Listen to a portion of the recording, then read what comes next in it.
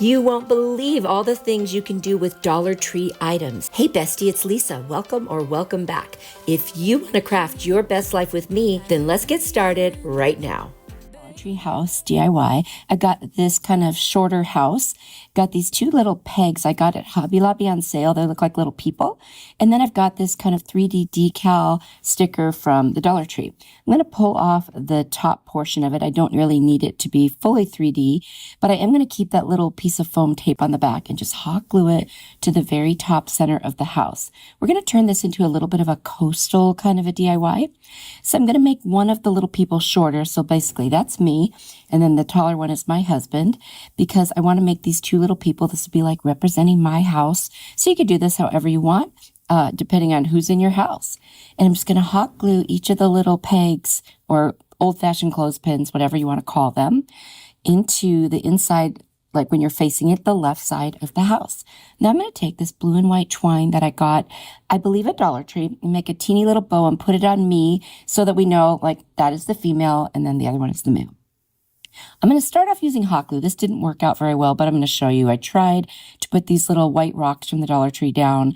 Anyway, it really wasn't working. It kept drying too fast. So instead, I used my Aleene's tacky glue and just coated it really well over the whole thing, and then just kept putting rocks in there, pressing them down, adding rocks, pressing them down, and then I tapped the rocks away. If there was a gap, I'd fill it in and so forth. You get the picture.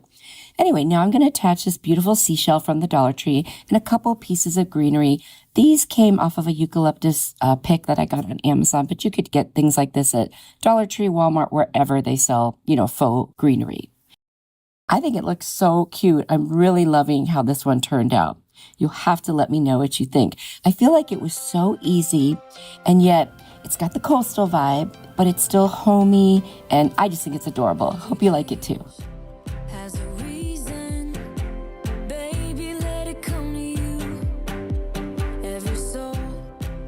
For this Dollar Tree house hack, I've got this cute little house that I think is really meant to hold a picture in that little metal swirly thing. And then I've got this white vase. I think I got that at the Target dollar spot. I'm going to make it look like wood grain by using my Antique Wax by Waverly, using a foam sponge to put it on and go all in one direction.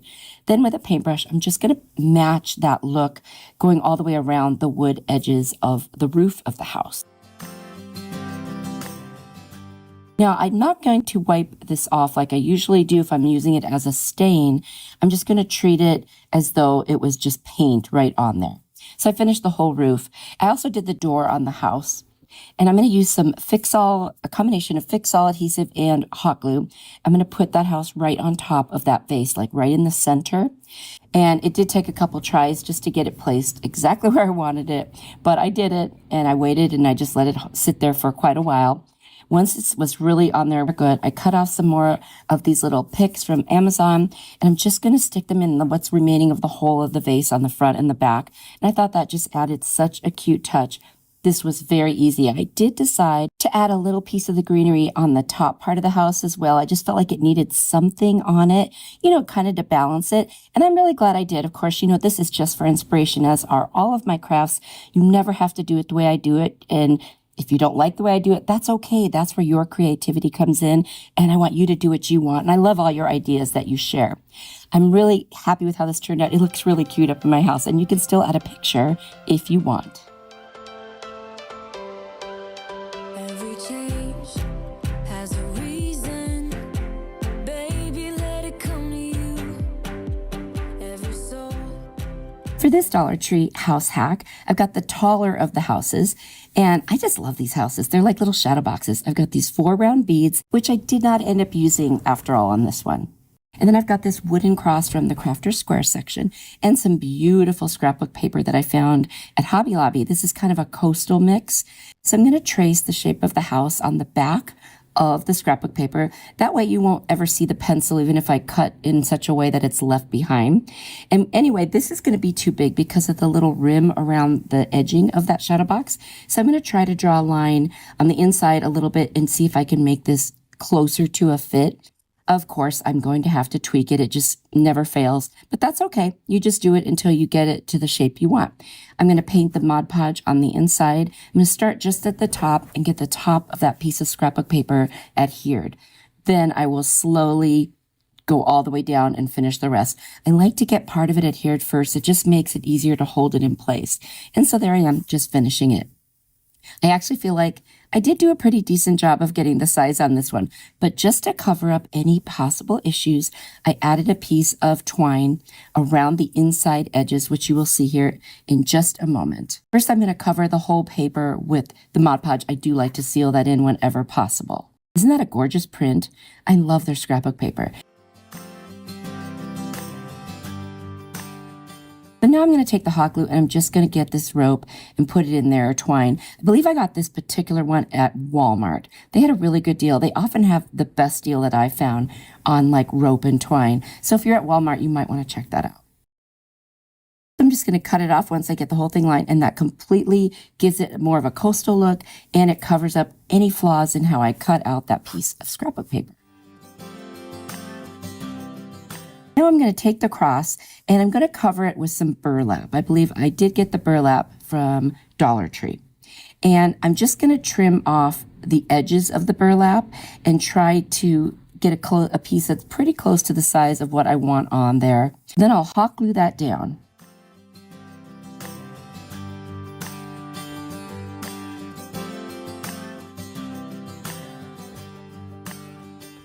I'm going to cut another piece and do the horizontal piece of the cross the same exact way.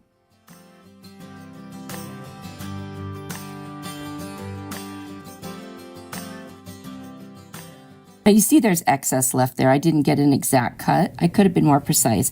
I'm just going to take my scissors and go around the edges, and then I'll take a blade and cut off any of the excess. I don't mind if there's like a little bit of kind of the edges of the burlap hanging over. I think that really adds to the coastal kind of rustic look that I'm going for. Just be careful with your blades. Now I'm going to take this cross and I'm just going to hot glue it directly into the house. I'm going to use a generous amount of hot glue because I want to make sure it stays, but you can use any kind of glue that you want. I'm going to take some of the eucalyptus greenery that I got from Amazon. I'm just going to cut off some little pieces and hot glue it into the bottom of this house.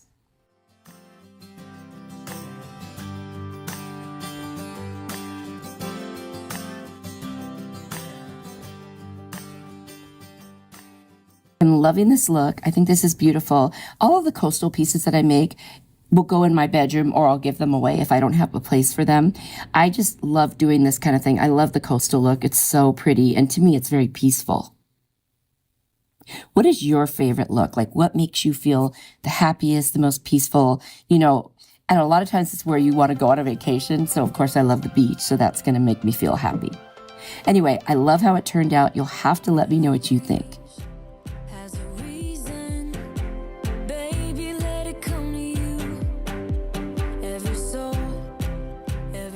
For this Dollar Tree house hack, I got the taller house, and then I've got this chicken wire frame that was left over from a piece from Dollar General. I've got some lemons and lemon slices that I picked up at various places.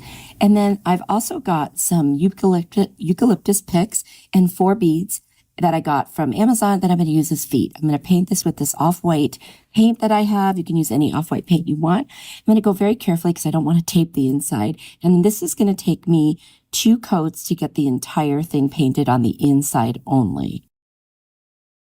Now that that's done, I'm going to take my Maze Waverly Color chalk paint. I'm just going to paint that very top edge around the whole house. And then off camera, I will do the back side as well.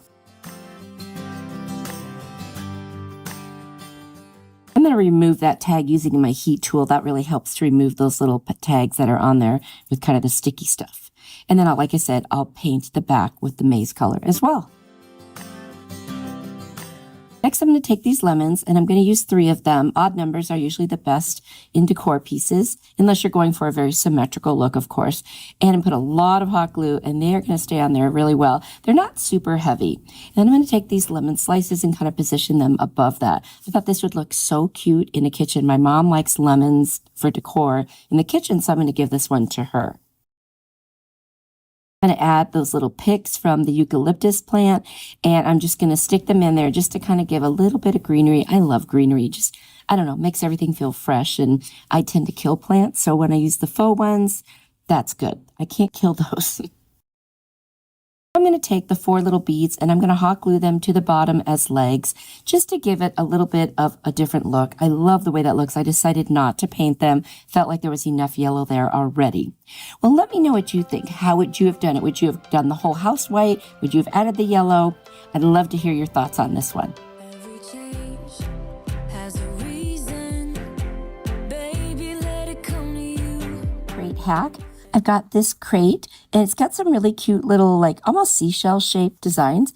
And I'm going to take this truck. It was from the fall from the Dollar Tree. I'm going to use my antique wax and I'm going to paint that all over this entire crate. Now I'm going to use it as a stain. So I'll paint it on and then I will wipe it off with a paper towel so it's not quite as dark. And you can still see the little bit of wood grain and I'll do the whole thing. Now that that's done, I'm going to take a straight edge and a black marker, and I'm going to draw 2 little lines and fill them in. I want it to look like slats. It's going to look like the back of a truck, you know, the truck bed. And so I want it to look like it's made out of wood and it's got slats in it. And I'm going to do that around the sides as well. Now I'm going to remove the hanger on here and take off that metal leaf because obviously it's not fall. We don't need that.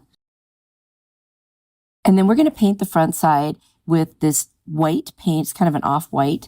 Cover the truck, and then we'll do the wheels in the black paint. Then I'm going to take a black marker and kind of draw the outline of parts of the truck that you want to see. And then I'm going to take my steel Waverly paint, and with like a stenciling type brush, I'm going to dab it on so it's not a solid painted color. I just want it to kind of have that metallic look a little bit, galvanized look. I'll do the bumper as well.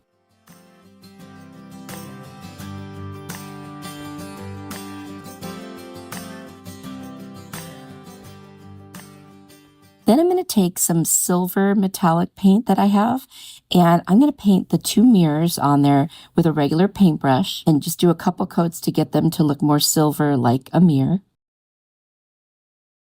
Then I'm going to touch up a little bit of the white on the inside of the window and where the license plate's going to go on the bottom. I'm going to take a red marker and I'm going to make 2 lights, 1 on each side. I wanted to give it a little more character and just make it look a little bit more like a real truck. I used the white chalk marker to make the other lights up above the red lights. I wanted to write Farm Fresh on the license plate, so I tried this yellow and it just didn't work. So then I used a little bit of a brown marker and I still wasn't thrilled, so I went over it with a black marker. I should have just started with a black marker to begin with. You know what? Live and learn. It's okay. You know, sometimes you just have to adjust as you go. I'm going to add the hanger back minus that leaf that I had taken off. I'm going to use a combination of Fix All adhesive and hot glue to attach what will be the bed of the truck onto the back of the truck is what we're looking at. And I love it. I love this look. It'll be so cute hanging up. You can add floral foam. You can add flowers. I'm going to add the foam and some lemons and some lavender. I love lemons and lavender together. I think it's just a gorgeous combination and I love it for summer. I placed the lemons at different heights. They're slightly different sizes. And then I'm going to add the greenery in there as well. I just want it to look like it was all kind of thrown in to the bed of the truck. And I realized that 1 lemon is ginormous. I realized that. Then adding in that lavender, and to me, that just finishes it off, and I love it. And I've got this hanging in my house already. That's how much I like it. And I am so excited about it because I just think it makes me happy every time I see it. You'll have to let me know what you think. Do you love this idea about putting like a crate on the back of a little truck cutout from Dollar Tree? I think it's adorable. Let me know what you think.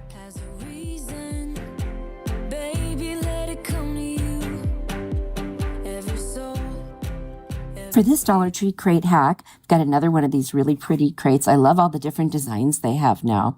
I'm going to take off the label, and then I'm going to be painting this one using that white off-white paint that I have. I'm going to paint the entire thing. And I did paint the inside as well on this one.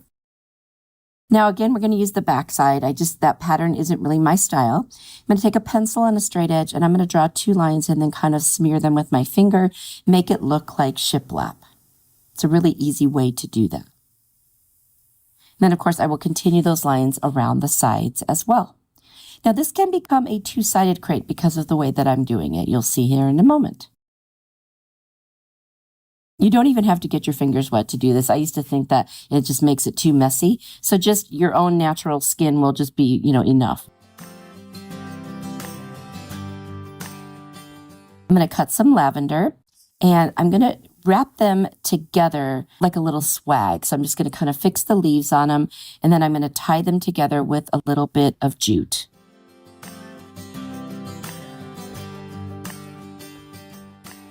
I'm going to add a drop of hot glue to each end first, just to see if I can get them to stay in place, and then get the jute there and start wrapping it around. And I'm just going to wrap it around several times, tie a knot here and there, just to get it so that it's nice and thick. And that's the part that I will use to glue directly onto this crate. That'll make it much easier for it to stay. So I'll end it with a knot and then cut off the excess.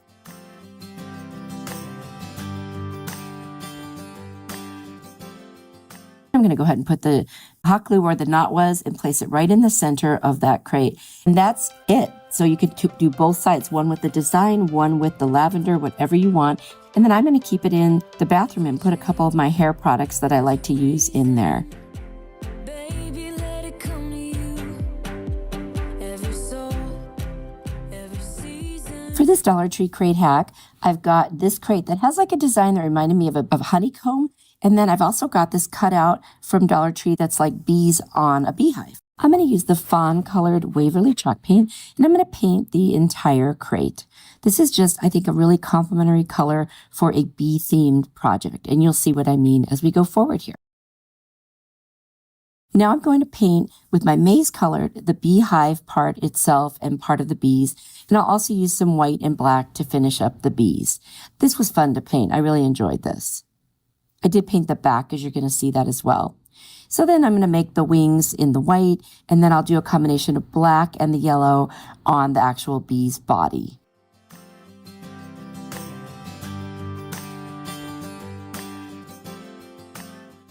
And I'll do those parts with the yellow and the black kind of as like the stripes you would expect on a bee.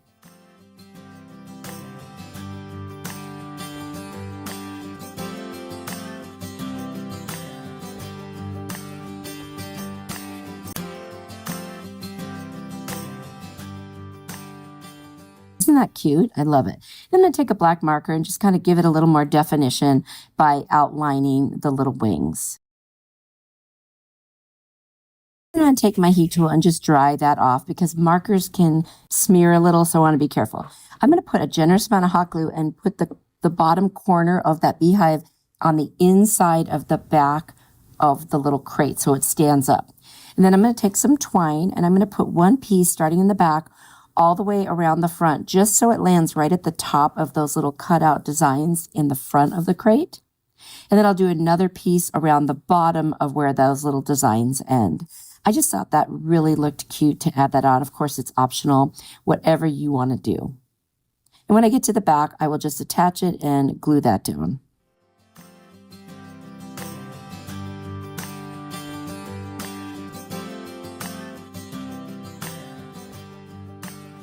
And I'm just going to style this in my kitchen with my honey, of course. I think that's the perfect thing to do with this. You'll have to let me know what you think. It's adorable. I absolutely love this one. Has a reason. Baby, let it come to you.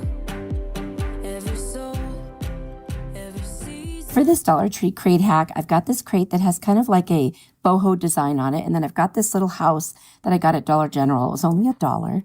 I'm going to take my Fern Waverly chalk paint and I'm going to paint my crate that color. I love this color. It's beautiful. And it's especially my favorite for spring and summertime. This is going to have a little more of a boho theme. I'm going to paint the front of the house in the white off-white paint that I have. It'll take a couple coats to cover it. Then I'm going to take this pink, it's Ballet Slipper by Waverly, and I'm going to paint over the white. I just wanted the white to cover up the words and things that were on there. So the actual color I'm using is the pink. Once I get that on there, I'm going to take a stippling brush and again, that white paint and very lightly just kind of stipple the white over it. I wanted it to have a little bit of a like not solid pink look, a little more of a textured feel to it, if you will. And I thought this would be an easy way to create that. Then I'm going to add a little bit to the roof. I don't want it to be quite so shiny with that metal there. So the white will kind of dull it down when I stipple over the top of it. I'm going to go ahead and take that white and do it all around the sides because I'm not fond of the MDF paint showing there. So I thought I should just cover that up and then it would just blend a little bit nicer, particularly around the roof there. And then I thought, you know what? I should just do the whole thing. So I'm going to take the white and put it all the way around the edges of the entire house. And I think that actually does make it look much better now. To take the house, which I did paint the back of it green so it matched the crate, I'm going to put a lot of hot glue on the inside back, and I'm going to attach the house right in there. And then I'm going to take a bunch of succulents that I got from Dollar Tree and some moss that I also got from the Dollar Tree, reindeer moss. And I'm going to put the moss on the inside of the crate, and then I'm going to hot glue the little succulents in. I want it to have, like I said, that kind of boho succulent look. I think that's just so cute. And I just want to show you another way you could use these Dollar Tree crates. I think that they're so versatile and there's so many different things you can do with them. The succulents are too big. If you just pull off some of the back leaves, it'll make it smaller. So I realized this was deeper than the amount of the reindeer moss I had. So I added a plastic bag first. That kind of fills the space. And then I put the moss in around the succulents, and that ended up just being the perfect way to fill it up without having to literally fill up the whole thing. And I added a third succulent because I thought that would look really cute. And that's all there really was to this one. It was so easy. You'll have to let me know what you think. And I think this could look cute anywhere in your home. And you could just style it with anything. It's like having more plants in the house. I really love this. Very easy to make. Every change has a reason. Baby, let it come to you. This Dollar Tree scarf video, I'm going to use this beautiful kind of tropical looking scarf and this other kind of green one with leaves on it. I'm going to put both of these in this particular piece. And then I've got this kind of plaque looking thing. I think I got it at Family Dollar, but they also have them at Dollar Tree. And then I'm going to use the white wax from Waverly. It's like a stain almost. You can still see the wood grain through, and that's what I love about it. But it gives it a real clean look. Got several different ribbons from the Dollar Tree, including this lace one. And what I'm going to do is make a cute little wall hanging with the scarves. I'm going to figure out how long I want it to be. And then I'm going to just start cutting pieces of the scarves. I'm going to use the first cut to measure for the next ones, and I'm going to do that on both of the different scarves I have. Now, once I get the pieces, I'm going to do the ribbon.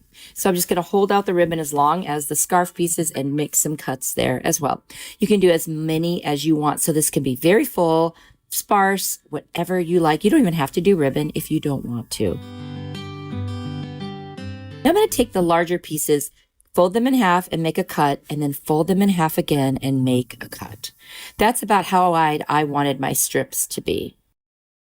I wasn't going for perfection because, they kind of roll up when you hang them, and the edges you don't see as clearly. So I figured I could just go ahead and do that. So there's all the cut pieces. I'm going to take the seamed end of each one because it's easier to tie, and I'm going to make a little knot right at the top. And that's how I'm going to end up gluing it to the little wood plaque. I wanted them to pleat, and this was the best way to get the scarves to not hang like flat. I'm going to add a little hanger out of twine, and I'm going to use the metal part of a clothespin, thread that through there, put some hot glue and tape, and that's going to be a great hanger for this. You've probably seen me do this before if you've watched my channel. I came up with a pattern where I had like 2 pieces of the tropical floral scarf, and then one of the green one, and kind of whatever you want to do. It's, I'm kind of funny that way. I like patterns. There they are, all glued on. So of course, I didn't cut them all straight, so I'll have to trim that. And now I'm going to lift up the front there, and I'm going to add some of these different ribbons that I cut. Because if I put them in between or on the back, you just won't see them. And so I just, again, picked my own little pattern, do whatever you want. You could use pretty colors too. I just wanted to go neutral on the ribbons. Now I'm going to go around and kind of cut from an angle from each side just to kind of give it a little bit of more length in the middle and a little less length on the sides.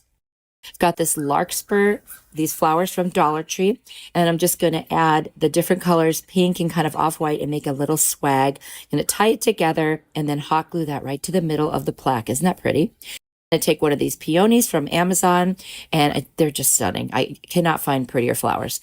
And then the leaves, and add them to either side and the top and bottom. And I think this is just turning out so pretty. This was a very easy craft to make. It took longer to cut the pieces than it did to assemble it. I love crafts like that because it comes together so quickly. Isn't that fresh and summery? I mean, you could start putting it up in the spring too. What's to stop you? Love those tropical scarves. Let me know what you think. Baby, let it come to you. For this Dollar Tree scarf hack, I got this beautiful greenish scarf that has leaves on it. I found this little chicken cluck sign at Dollar General, I think, and then this little keep that same energy sign from Dollar Tree. And I just had them in my stash. So what I'm going to do is take out the backing on this sign because I don't want it to say the words that it has, but I want to use the sign because I love the little bead hanger. So I'm going to paint over this with the plaster color paint from Waverly. You could use white paint, whatever you want. I just need something light behind because you're not going to see it, but I don't want to see the words. Took about 3 coats. Then I'm just going to take my staple remover. I get this on Amazon. It's very heavy duty and it works great for those staples that are like embedded in the back of something. And you just pull them right out. So then what I'm going to do is get that little chicken. That's what I want. I'll save the other part of this for another craft in the future because I do love it. Then I just took out my little pliers and just pulled those out because you can always get one out and the other one is very stubborn. So it's a cute little chicken sign. I'm going to take the scarf. I'm just going to cut a piece big enough to cover that square backing of the picture frame. And then I'm just going to use some Mod Podge and paint that on there and lay that scarf out, make sure it's on there without any wrinkles or bubbles. And with fabric, this is so easy to do. It just embeds itself right on there. You can use your hand, just kind of smooth it out.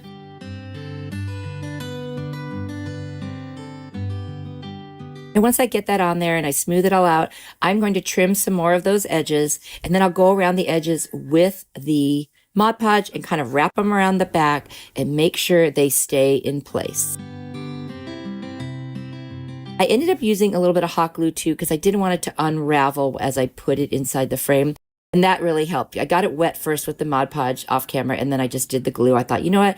Now the fabric is more pliable. I can pull it over, see what I'm doing, and then it just stays and I don't have to worry about it. And the scarf is so thin that it will not make it difficult to get this back into the picture frame. Heavy fabric might have been a different story, but this stuff is not a problem at all in case you're wondering. There it is. I'm going to turn it over so the leaves are kind of facing up. I'm going to hot glue the chicken right to the center. I thought, people do black and red and white for farmhouse kitchens, but in the summer, wouldn't it be pretty to add a little bit of color? So I love this. So now I'm just going to place this back in, put the little clips, bend them right back down. And that's how easy this one was to put together. I mean, I love it. You could change this out for all different times of the year with the different scarves at Dollar Tree. I think it would be super easy to do. Anyway, I loved it. Let me know what you think. Every change has a reason. Baby, let it come to you. Every soul. Alrighty, are you ready for a super easy project using a Dollar Tree scarf? Look at this beautiful scarf. I love it. Looks like it got caught a little bit there, but it won't matter for this project. I found this gold basket from the Dollar Tree. You could do this with any basket. And I'm just going to double up the scarf because it's not a large basket. If it was bigger, I wouldn't do that. And I'm going to kind of twist it a little just to make it easier to work with. And I'm going to weave it in and out of each of those little pieces of the basket. Now, I could have done this on the bottom of the basket or I'm doing it on the top, but whatever you like. You could even get 2 scarves and do the whole thing. I like to see through the bottom just so you can see what's in there. As I get it through to the other end, now I'm going to straighten out that scarf where I had twisted a little just to make sure I could get it through. And I'll fluff it a little and make sure you don't see the seams. I'll go all the way around and fix that up a little bit. I want to see that fabric from the scarf because it's beautiful. Now there's a loop at this one end because remember I folded it in half. And I'm going to take the pieces that are the ends, pull them through, and that's how I'll end up tying my knot to attach it. I had a hard time finding the other opening on the end. You know how thin scarves are. Anyway, I found it. And I'm just going to pull it through, tie it, and then kind of situate it right there around the back. And then this is just dressing up that basket. It's so pretty. You could throw things for your hair in there. As long as it's not something little that would fall through the holes, you could use this for so many different things. I think it's gorgeous. And I loved making it. What an easy thing to do.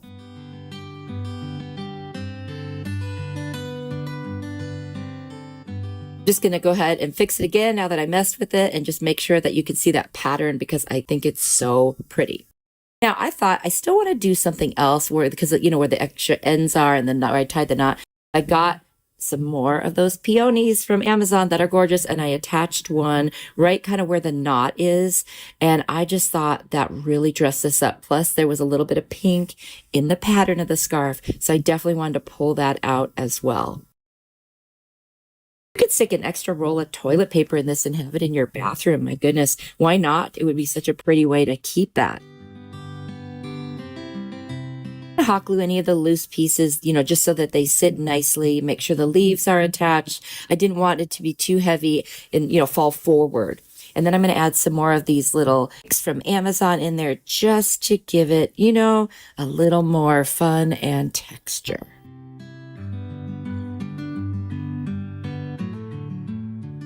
You could do as little or as much as you like. I do like to add greenery to things.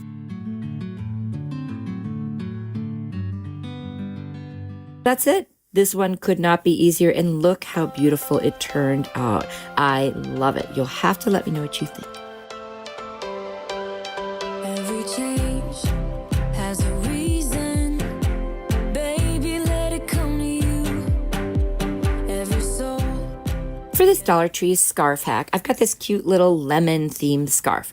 Now, my mom is always complaining that she gets a draft under her door. So I thought, I've got a pool noodle, and I cut a piece of it that would fit the size of a, front door. And all I'm going to do is get rid of that tag, and then I'm going to lay out the scarf. It was the perfect length.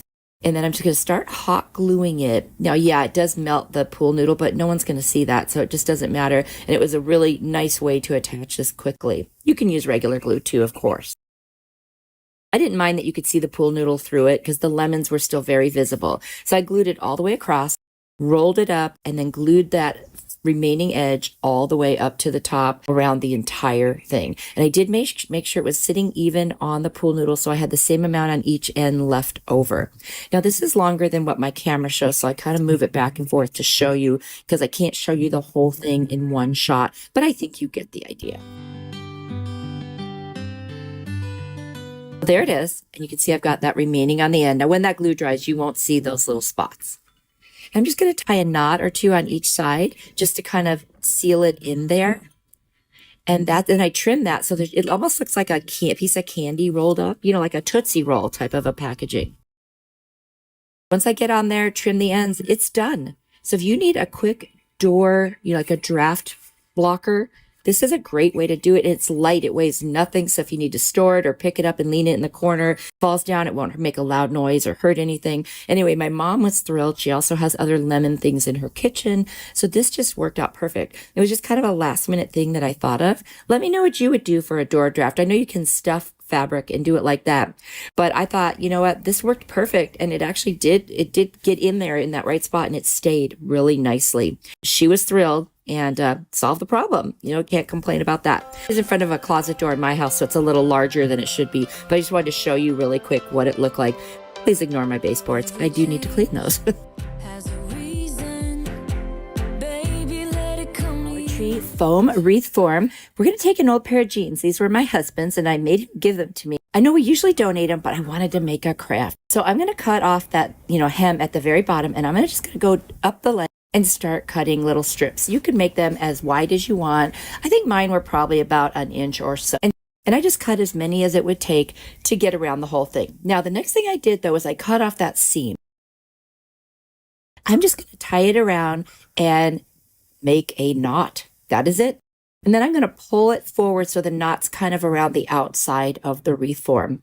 I am literally going to do that all the way around. Make sure I'm covering all of the green foam. If you need to cut more once you've done that, because they do shrink up a little bit as you tie them, do what you need to until you get enough to go all the way around. Or if you want, you could do wider strips, totally your choice.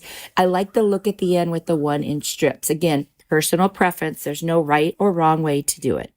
If you hear wind chimes, dogs barking, or wind, I am sitting out on a 3-season porch at my sister-in-law's house in North Carolina, so excuse the extra noises, but I wanted to get this video ready. Here I am, just over halfway around. And this is the whole thing. Now, obviously, the ends are way too long, so we're just going to go around and trim them, and you can make them as long as you want. I did have to make some adjustments because, you get around to the other side, and it's longer than you thought it was. I'm going to take these beautiful flowers. These larger ones I got from Amazon, and they're stunning. They're peonies. They're my favorite ones I've ever found so far. Very reasonable price, too. Anyway, I'm going to trim down the leaves and the stems, but I'm going to stop and add that hanger because you know me, I often forget to do it. So I'm just going to do kind of like a lark's head knot to pull it around the wreath form. You won't even notice it because I'll put the flower over it. Tie a little knot at the top, trim off the excess, and now we've got our hanger. So now I'm going to put a good amount of hot glue there, and I'm going to add the leaves first. I like to do the pieces separately. That way I know it won't fall off, and then add that flower right in the center. And then I've got this other little bouquet that I think I got at Dollar Tree a long time ago. I'm going to pull off some little pieces with the little flowers. I'm going to put a few on each side. I do like to pull it out. I don't want just the one flower. I do like that look of bunches. And then of course I've got this, I think they're eucalyptus from Amazon store, and I'm just going to go ahead and cut some pieces of that off and put them on either side. Honestly, that's all there was to this one. You could add more, you could do less, whatever you like. But I love the look of the jeans. I think it's so pretty. Have you guys ever used jeans to craft? Because I've got these jeans, I think I'm going to add a few in here and there, on my channel with some jeans just to show you what you could do, like a trash to treasure. Anyway, I hope you like them. Has a reason, baby, let it come to you. For this Dollar Tree foam round wreath form, I'm going to use these beautiful kind of coastal themed napkins, and then this ribbon I got. Oh my gosh, it was so cheap, 89 cents. It's a lot of ribbon. And then I've got some more, and that was all from Hobby Lobby. They do have great ribbon when they're on sale. It's a great deal. And then I've got sand dollars and a starfish from the Dollar Tree. I'm going to remove the plies on the napkins. So what you do is take a piece of tape on the back, and then it makes it really easy to just pull it apart. And this one is a 3-ply, and this one, it kind of pulled apart when I did the first one. I'm literally just going to cut strips. Again, you could do this any way you want. I did find that strips were a nice, easy way to get the wreath covered, and I'm going to use Mod Podge to get it on there. So I'll put Mod Podge on first, and then do pieces of the napkin, and then add Mod Podge over the top. But I'm going to do the top part after, because otherwise my hands are going to get super sticky and it's going to pull the napkin off. So I'm going to try to keep my hands as dry as possible, wiping them in between, and then use my brush to try to help lay down the napkin. See what I'm doing there? That way I don't have to get my fingers super sticky. You really can't use a brayer on a round piece like this. I like that the green showed through a little because it kind of goes with that beachy color scheme. So this worked out. Otherwise, I would have painted the wreath form white first. There it is, all decoupaged. I've got this blue and white twine. I think I got that at Dollar Tree too. I'm going to do a lark's head knot for a hanger, pull it through, tie a knot at the top, and then just cut off the excess. And that way our knot is done and we don't have to forget about our hanger. I'm going to take this Fix-All adhesive and a combination of hot glue, and I'm going to put the starfish and the sand dollars on there. I just want to put it all on one side. Again, this is personal preference. You could decorate this wreath all the way around if you want, whatever you like. So when you buy things like rocks and marbles at Dollar Tree, it comes in this kind of netted plastic stuff. I save it. And come on, all of us crafters, we save everything, right? Well, guess what? I knew I'd use it. And doesn't it look like kind of fish netting? And I just glued it on around the back and put it over the starfish and the sand dollar. And I think that adds the coolest summer coastal look. I love it. Anyway, just a little tip there, something you can do with those plastic netted containers.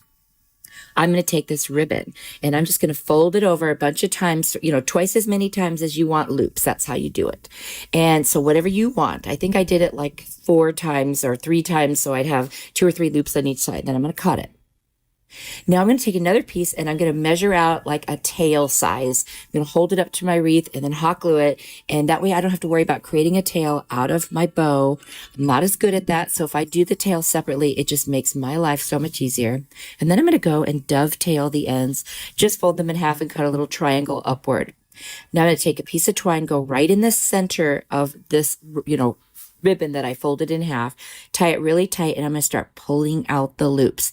You've got to use wired ribbon for this because you can shape them. If it's not wired ribbon, it doesn't hold its shape as well. So if you do that, I'd recommend smaller, much narrower, smaller ribbon. Anyway, it's starting to look really cute. And you're going to fuss with this forever. And then I found this ribbon at Hobby Lobby that has little pom-poms on it. I'm going to wrap it around a bunch of times until the pom-poms cover the front. Cut it off, glue it on, and there's the center of my ribbon. I thought it was so pretty, the white to match the starfish and the sand dollar. That's it for this one. You could add more, have less, whatever you want. I think it turned out stunning. Oh my gosh. Even though I put seashells on the side, I could have put them on the wreath. So it's up to you, but I think the colors are gorgeous. Every change has a reason, baby, let it come to you. Every soul, For this Dollar Tree foam round wreath. I've got these ribbons. I don't use them all. I end up only using the plaid one. I've got this amazing box cutter from Amazon. It's ergonomically correct, so it sits in my hand really nicely, and my hand doesn't cramp up when I'm using it. Now, I do have to kind of go all the way around because this piece is thicker than the blade, but look how easy that snapped apart. And then I just did the same thing where I wanted to cut it. I'm going to be making a rainbow, although it's not going to be traditional colors of a rainbow. It's going to be this ribbon. So what I'm going to do is go around all of this piece and cover the whole thing with the ribbon. And the way I chose to do it was using one piece at a time so it didn't get all twisted and sideways. I wanted each piece to go around itself. Does that make sense? And if I had to go further around, you'd see how you have to twist it. And that's when I decided how I was going to do it. So I'll just cut it off, attach it, and do the next piece and the next piece and the next piece until I get the entire thing covered. And I chose to use hot glue. Of course, you can use fabric tat, tacky glue, whatever you want, whatever works for you. I just wanted to keep working, and hot glue did the trick. And I tried to make all the seams be underneath or on the back.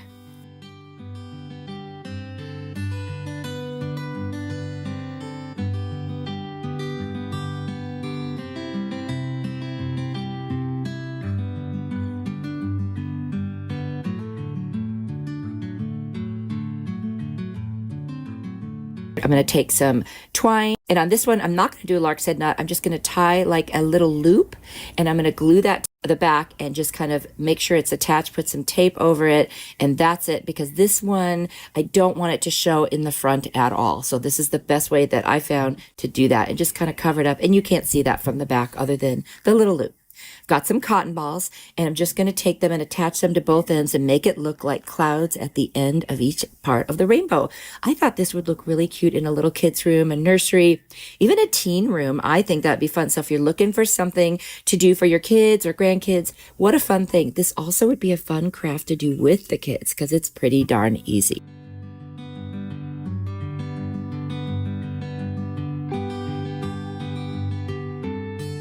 So what do you think? I love to throw in some super easy crafts because we don't always have time for the big elaborate crafts, but this one you could do in probably 10 minutes. Let me know.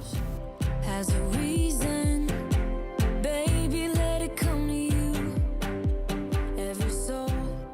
Okay, for this Dollar Tree round foam wreath hack, I'm going to use just part of it. It's actually left over from the previous one that I did. I'm going to make a hole on each side, just using my little Cricut pokey tool. You can use anything, a screwdriver, whatever you want to stick those holes. And I'm going to take some twine, or actually kind of like small rope, and I'm going to stab it in there with hot glue with my pokey tool. I want to get it in pretty good because I want this to be the hanger and I want it to be solid. I add some more glue in the hole just to really seal it in there. Now I'm going to put Aleene's tacky glue. I like tacky glue for this because hot glue, you can't touch it when you're putting on moss. I've got reindeer moss. I did get the moss, I believe, at Walmart. You can also get them at Dollar Tree and Amazon and all these places.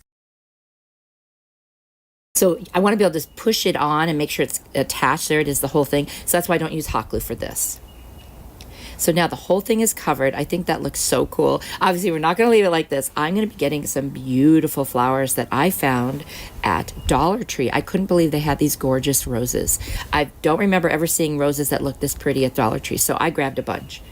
And I'm just going to pull them off the pick and hot glue them right into this little wreath form that I cut. And then I'm going to add these little white flowers that you see on the side above and below. And it almost has like kind of a bouquet look, but it's a little hanging piece. And it's just a little semicircle, not even a half circle. I just thought it was really pretty and unique. Have you ever done anything this particular shape?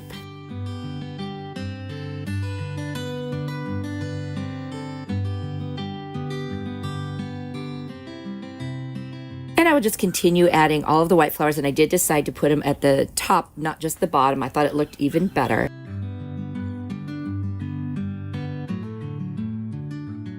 I think it's stunning. I love it. You could attach this to something else, hang it below it. You know, by itself, it's good. You'll have to let me know what you think. It was a little bit different, but very easy to make. Cloche hack. We're going to take a cloche. We're going to take some mini flower pots, also from the Dollar Tree, a beautiful spring ribbon from the Dollar Tree, and 3 different acrylic paints from Apple Barrel. You can use any paint color you want. First thing I'm going to do is hot glue the ribbon around that base of the cloche. I just thought that would add a really pretty spring kind of festive touch to it.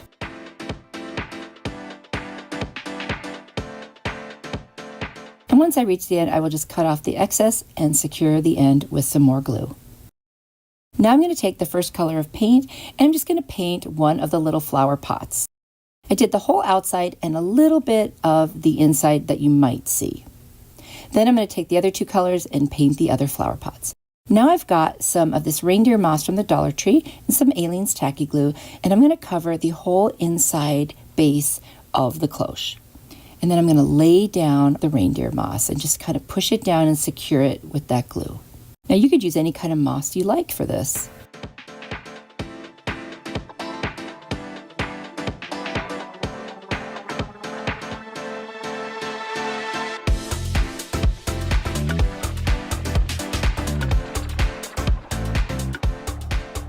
Now once all of the moss is on there, I'm going to put some glue on the very inside of each of those little pots and add some more moss into those because I wanted to fill it with greenery.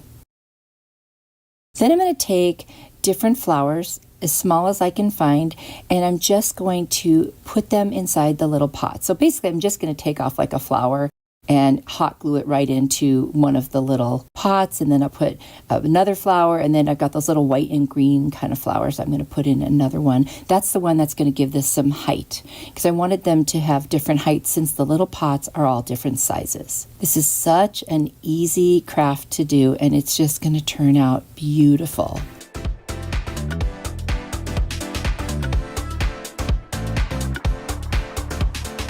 Now I'm going to clear a little spot for each of the pots, and then I'm going to use some hot glue and secure it to that base. It was very easy to do that. You could put the pots down first and work with the moss around it, but I just decided to do it this way. I don't think it matters, whichever way you prefer.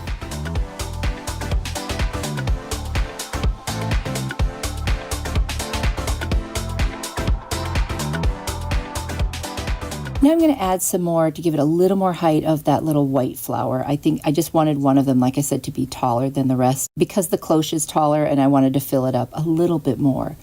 Now I've got these really pretty stickers from Dollar Tree. I'm going to take this gorgeous butterfly, and it's adhesive sticky on the back. So I'm just going to attach it to the edge of one of the little pots so it looks like there's a butterfly inside there on the flowers.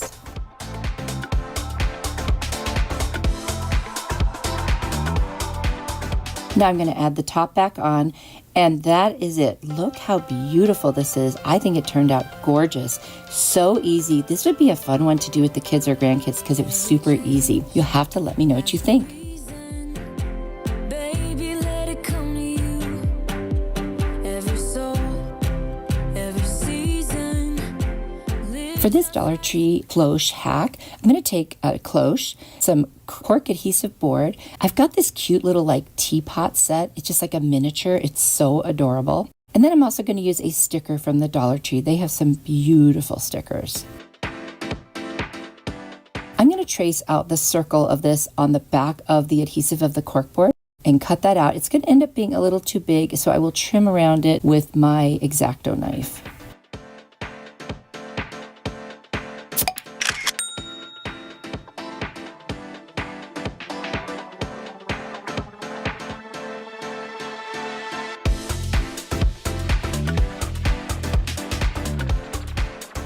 Now I'm just going to remove the backing of that adhesive and put it on the inside, and like I said, I will trim off the excess.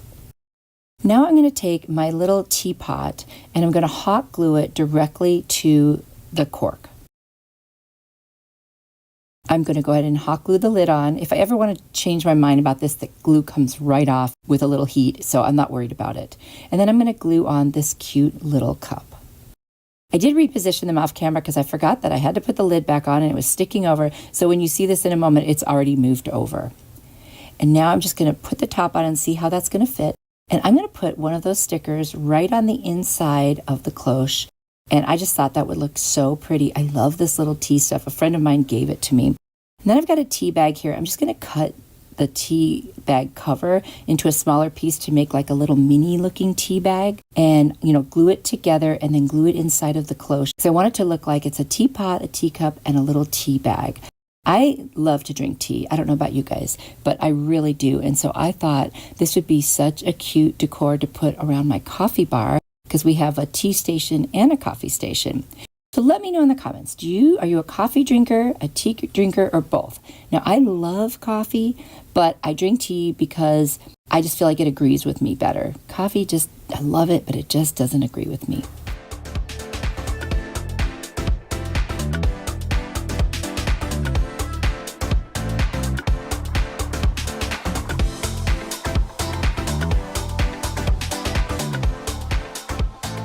All right, so there's my little tea bag. I'm just going to glue that down. And this project was so easy. There's not much more to it because the whole thing is the tea theme. So I didn't really need to do much more. Talk about an easy project. So we're going to put the lid on and that's it. I love this one. I absolutely love this one. You'll have to let me know what you think. I think it's so cute. And if you don't have it, I bet you could find those kind of little tea things at a thrift store. Every change has a reason. Baby, let it come to you. Every soul, every season. For this Dollar Tree cloche hack, I've got my cloche, got some succulents from the Dollar Tree, and some moss balls from the Dollar Tree. I'm going to take this beautiful burlap ribbon, also from the Dollar Tree, and I'm going to hot glue it all the way around the base of the cloche. I'm going for kind of a boho look on this one, and I thought this ribbon was just perfect for that. So we'll just attach the end, and that's it for the ribbon.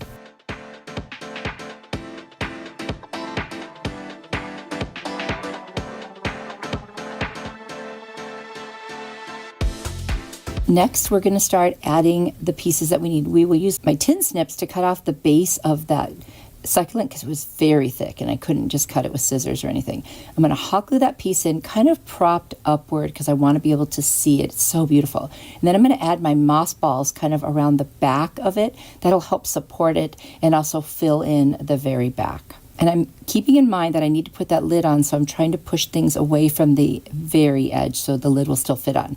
I've got some more succulents. I'm just cutting off the ends of those, and those will be glued to the inside of the top of the cloche because otherwise there's really nowhere to put them where you can see them. So I'm putting the lid back on so I can see exactly where I want to place them. And then I'm going to take the lid back off and put some hot glue in there and attach the succulent. And I've got another succulent to add as well. And in the process, I loosened up the one that was already in there, so I did put some more hot glue and secure it.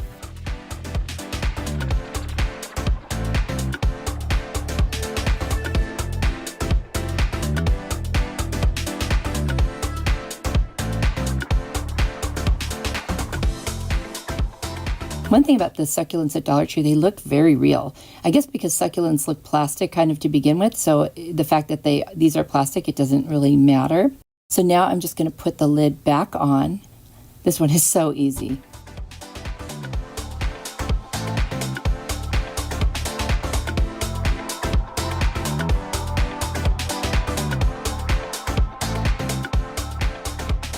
And look at that, it's all done. I think it turned out gorgeous. I mean, the colors in these succulents are so pretty. You'll have to let me know what you think. I really, really love this one. Every change has a reason. Baby, let it come to you.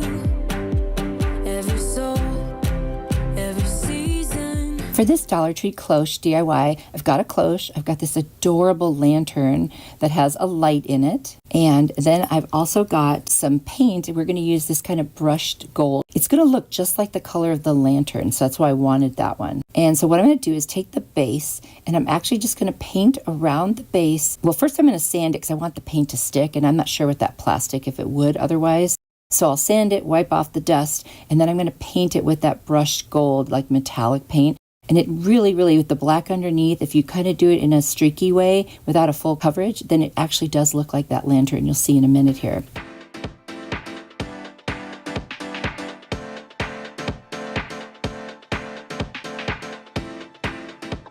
All right, now that that's dried, I'm going to take my little lantern, see how much it looks like the color, and we're just going to place it in there. We're not going to glue it because we need to be able to get to the light switch. I'm going to take this greenery that I get from Amazon and I'm just going to put it like around the kind of the top of the roof of that lantern. We're just going to hot glue it on because I wanted some greenery in here. And it only took a few pieces to go around the whole thing.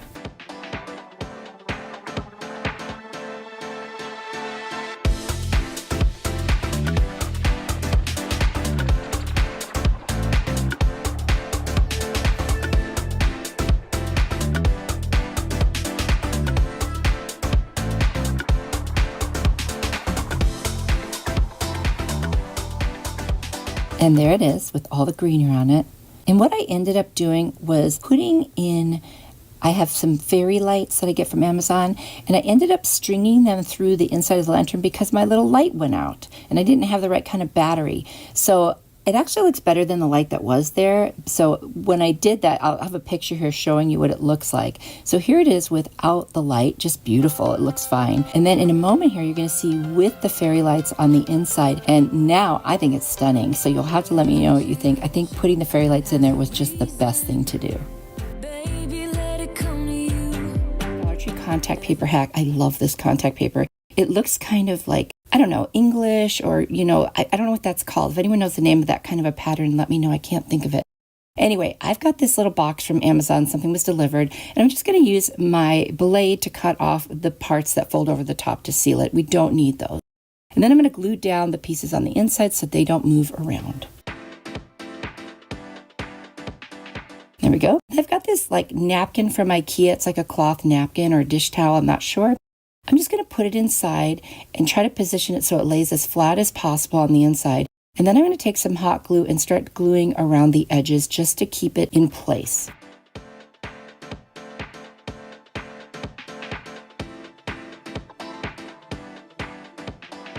And once I've got all four sides in the inside, I'm going to cut off the excess. So I'm just going to kind of go around and cut in each of the corners so I have an easy way to cut across. And now you can see how I'm going to cut straight across. I will trim that a little neater once I get the excess fabric off. So you see those little kind of bunches in the corners. I'm going to cut through those and then get some fabric tack glue and lay that down so it's not so bulky in there.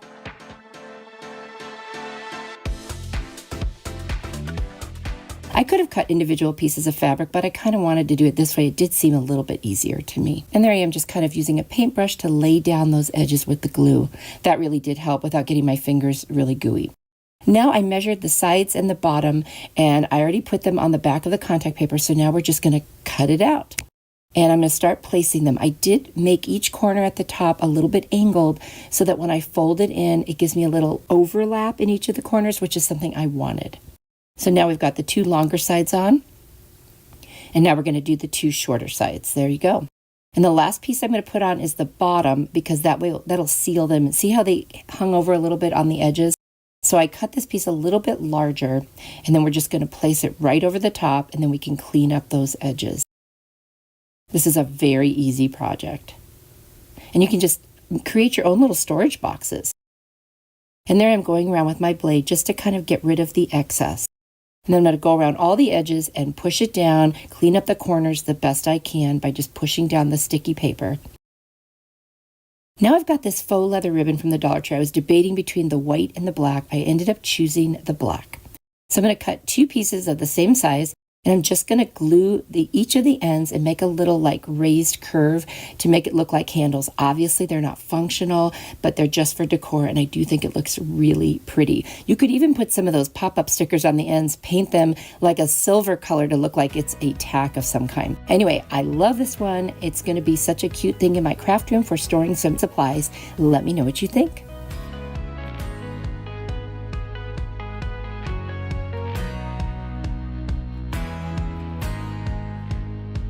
For this Dollar Tree contact paper hack, I've got the wood looking paper, and then I've got this canister that used to have tea in it.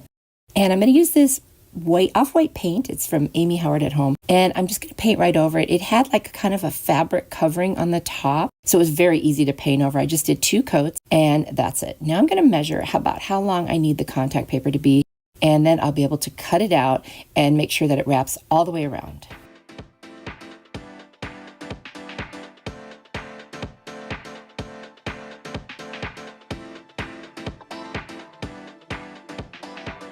So now I'm just going to start with the end and try to place it so that when it wraps around, it stays even to the bottom. I'm going to use the bottom the top as my guide. We'll wrap it all the way around carefully, slowly, while pushing down to get rid of any bubbles, and then I will trim off the excess. Now I've left a little excess on the top and the bottom just because I wanted to make sure it was looking really nice. And I went around with a blade and it's super, just by pushing against the end there, it just goes right off the edge. And then I can clean it up even more once I get that extra piece off. And you'll see there's just like a little bit left, but I go around again and get rid of all of that. Like, see how I'm pushing it the other direction now? It just cut, especially if your blade is sharp, it will cut very easily. Now I'm doing the top. Now, one thing I forgot to take into account is that by putting the contact paper all the way up to the top, the lid might not go on. So I ended up having to cut that off, but there was an indentation there, which made it very easy to go around and score it with the blade.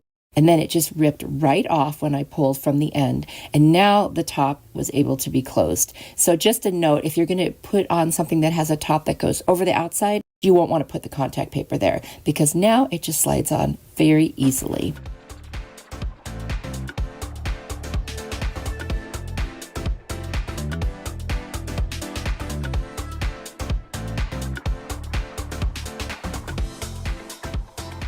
I'm going to cover that paint in Mod Podge just to be on the safe side since it would be handled quite a bit. And I love the look of this. Even though it's faux wood, it just looks pretty sitting on a shelf and it's functional, so I could still store things in it if I want to. And then I'll just wipe off any of the excess Mod Podge that got around the edges there. This was very easy and I think it turned out really pretty. You can really, upgrade a piece by doing this. So I thought it was really fun and easy. You'll have to let me know if this is something you might like to try.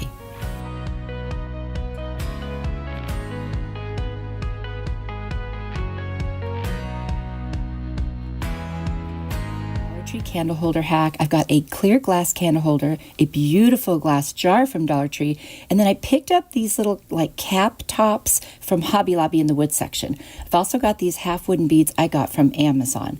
I'm going to take one of the half wooden beads and put it in each of these sections on the bottom of the candle holder. See how I just hot glued them in place? Now I'm going to take 3 of these beautiful flowers from Dollar Tree. I think they're roses, and I'm going to take 3 sets of the leaves too.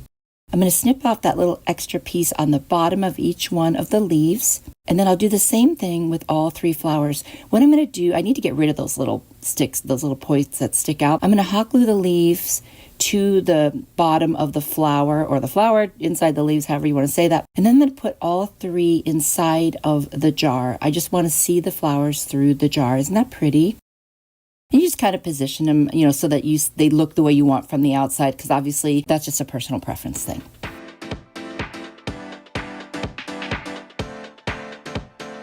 Now I've got these fairy lights that I get on Amazon. I'm just going to unravel them really easy. And then they have a little piece of plastic in there. You pull it out and there you go. You just turn them on. They come with a battery. They're my favorite. And you get like 12, I want to say, in a package. They come in different sizes, but this is my favorite. And they're bright and then warm, whatever you want to get. Very, very cool thing to have on hand when you're crafting. I'm just going to put them all inside and then kind of position them so the lights, you can see them the best way around the flowers through the jar.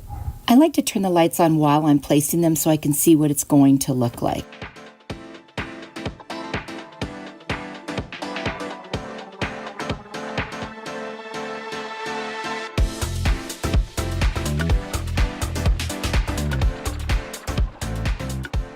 And there they are, all inside. I'm just going to put the lid back on the jar now. This is a really easy DIY once you get everything set up. I'm going to use this Fix All adhesive. I'm going to kind of spread it out, like maybe every, inch or so. And then I'll put hot glue in between. And I'm just going to take the candle holder and attach it to the very bottom of the jar. And this creates, a riser for it. I love having decor at different heights. It just makes things look more interesting and, not everything's the same. I'm going to add some Fix All and hot glue to the bottom of that little cap. And I'm going to keep it natural, just like the wood beads. I decided on this. I like the combination of the glass and the wood.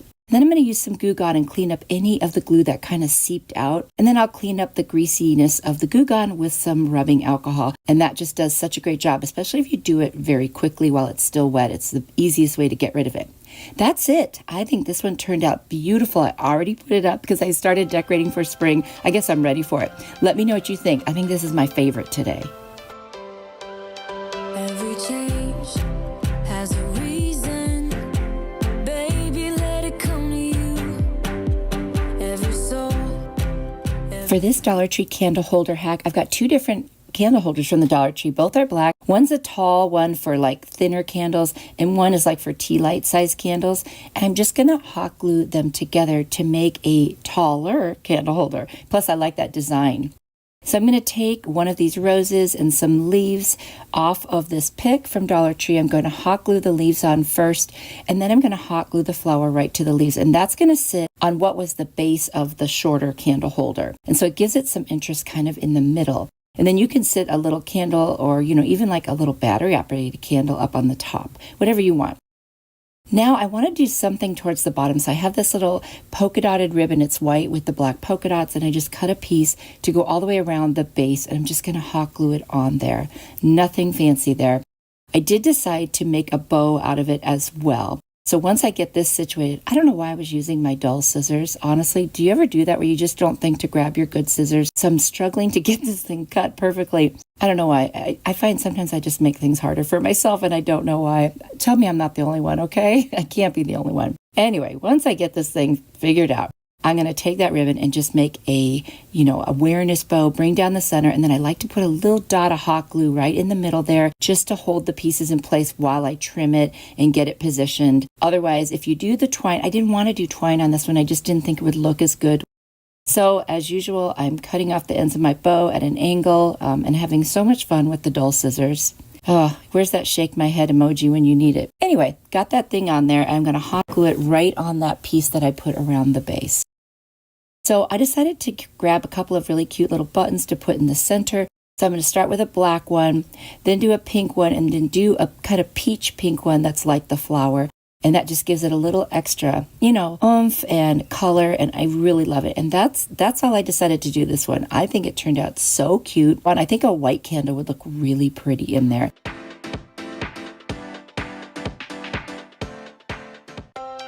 Let me know what you think. I love this one, and it was so easy.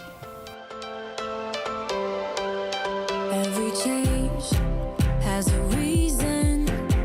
Baby, let it come to you. Every soul, every season lives. For this Dollar Tree candle holder hack, I've got another one of those glass candle holders. Those are actually my favorites. And then I've got this cute little mini tea set. Isn't that adorable? A friend gave it to me. She was going to give it to the Goodwill. I said, no, give it to me. I'll craft with it. And I love the gold around the edges. So I'm going to take some Rust-Oleum metal gold looking paint, and I'm going to paint that whole candle holder and just dry it off, move it around, paint the rest of it. And then I'm going to paint the back of that plate completely. It was just white with the gold edging. And I think that looks gorgeous.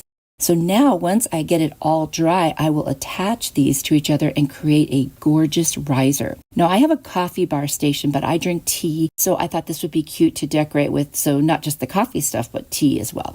I'm going to use my Fix All adhesive, and I'm just going to kind of go around the outside of the top of that candle holder with leaving some gaps and do the Fix All, and then go back in with some hot glue and fill it in. And that's going to be how I get my immediate hold and then my really solid longer term hold.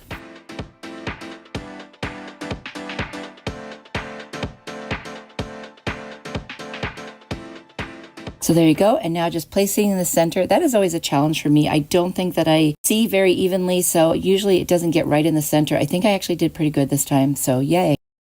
And now I'm not going to glue on the little tea set because I do want to have the option of putting other things on here. I will put a couple of little greenery picks. These are from Amazon, just some, I think they're eucalyptus. And then I'm going to add one flower, but I want to make it a little smaller because the regular size of the flower is just a teeny bit too big for this. So here's how I'm going to do it. I'm going to pull off the back of the flower. It usually comes off with just a little bit of effort, and I'm going to knead that again when I'm done. And then I'm going to pull off several of the petals to get it to a smaller size. This way I don't have to cut and try to make it look perfect. See how it is? There's so many layers. And then I'm just going to put that end piece back on. And then I can just set it down and it'll be the right size, and I'll clip off that excess of the little stem.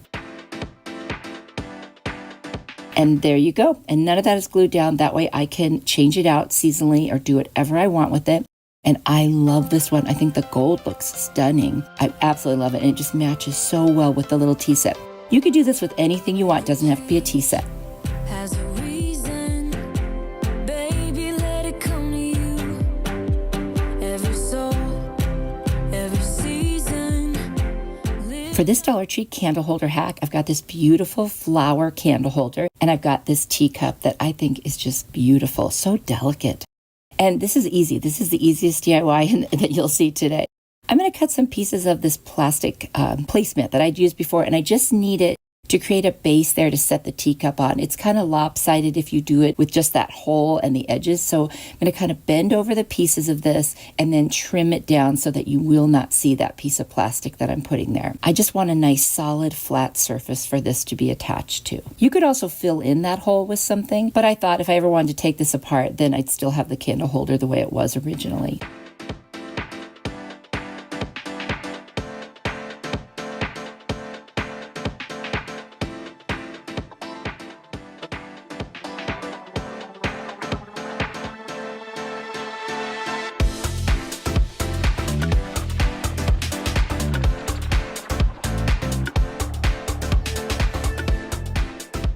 Now I put it on top and it was just a teeny bit lopsided. I think that this just wasn't an even piece. You know Dollar Tree, nothing is even and no two pieces are the same.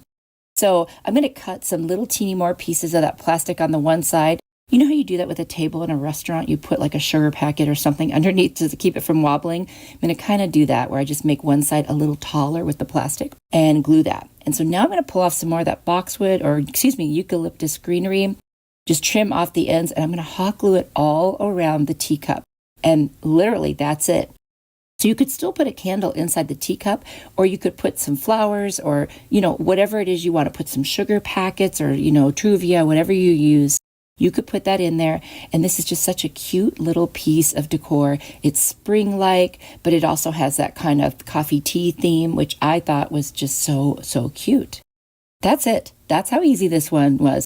This would be a cute little gift, but just such a cute little decor piece, especially if you really like teacups. And I know a lot of people collect them. So let me know if you're one of those people. Has a reason, baby, let it come to you. Every soul, every season. Last trivet hack, I've got a round trivet, got some different colored rocks from the Dollar Tree and marbles. I've got some starfish and sand dollars, some seashells, and some other rocks. So this is going to be kind of a beachy theme. And I want to show you the little legs on the bottom. On this one, we're going to keep them. So I'm going to start by putting the kind of beige colored marbles on and the white. We're going to start with like the sand on the bottom. I'm creating like a beach scene.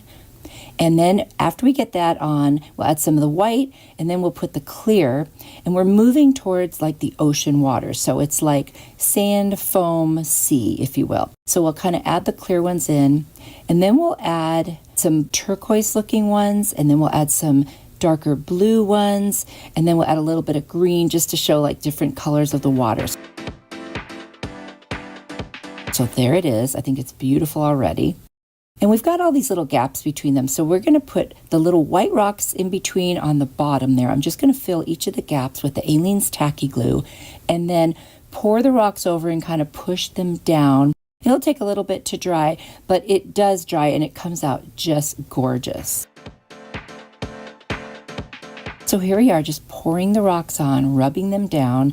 And of course, a lot of them will fall off, and that's okay. Then I'll put them back on in the spots where I still see glue, and just keep repeating that until I get all of the little holes filled in with the rocks.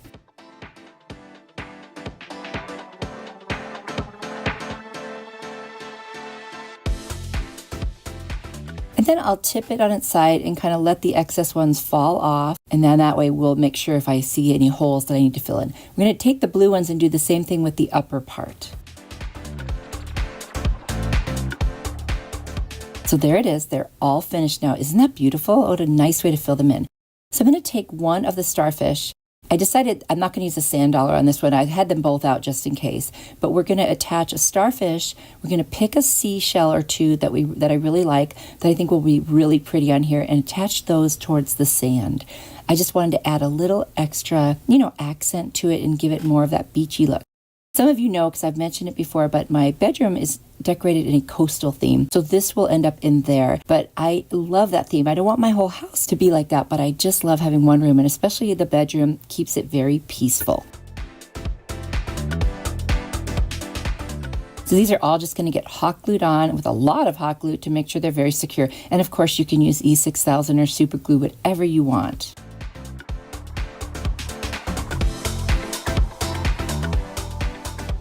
I think this one has turned out gorgeous. It might be my favorite today. You have to let me know what you think. It was actually very easy and quick to make because it just lays flat, so the glue will just dry as you're going. So let me know what you think.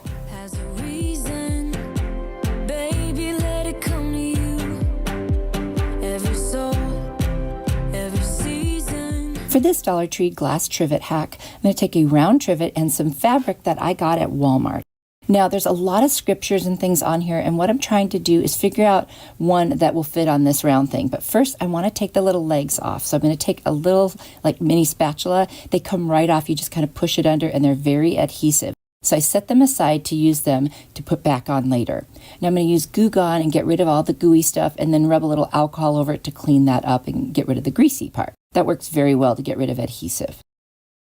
And there it is. We're putting the fabric on the back. That's why we needed to do that. So again, I'm searching for just the right piece that will fit on there without other words showing. And I found it. So we're just going to cut out around this, and then I will trace the circle and then cut that out more carefully. And I love this scripture, of course. I am the way, the truth, and the life. And everybody knows that part of the scripture, but no one comes to the Father except by me. That's the beautiful part. All right, I'm going to add some Mod Podge to the back, which is that smooth side that we removed the little legs from. I'm going to do it in sections. It's easier. And then I'm just going to put the fabric face down on that glass and then put the Mod Podge on the rest of it and then lay it down. And the reason we put it face down is because we're going to see it from the other side. And then I'm going to use my brayer to help flatten it. And then I'm going to add another coat of Mod Podge over the top. I want to seal this as much as possible.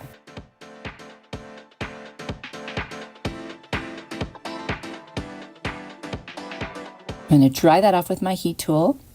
Also got that from Amazon in case you're interested.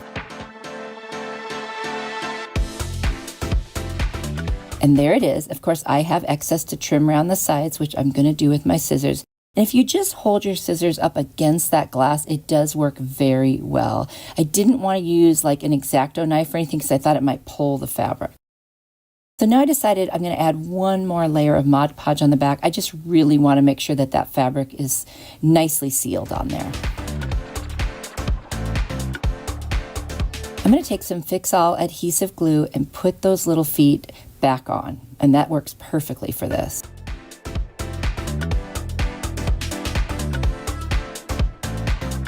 Now I want to use this to put, maybe jewelry or something, just set it on there. So I'm going to put a flower on there on the top with some greenery that I think just looks beautiful. And then I'm going to add a little bit of little flowers and greenery on the bottom because I just thought that really dressed this up. So I could just see this on a nightstand or on a dresser, and you drop your earrings there, your rings or whatever at night. Just a nice place to set them, for a short-term thing. Or you could use this for whatever you want. I think it's beautiful. You could put a hanger on the back and hang it up, but I'm going to lay mine down. You'll have to let me know what you think. I think it's beautiful, and I love the scripture, so much truth. Every change has a reason. Baby, let it come to you. Every soul, every season. For this Dollar Tree glass trivet hack, I'm going to use a round trivet. And then I've got this calendar. It came in the mail. You could use a Dollar Tree calendar, any calendar you want, just when you find a picture that you really like. I'm going to use my little spatula and remove the little feet. They come off so easily. I use my Goo Gone and alcohol to clean up the sticky stuff and then the kind of greasiness from the Goo Gone.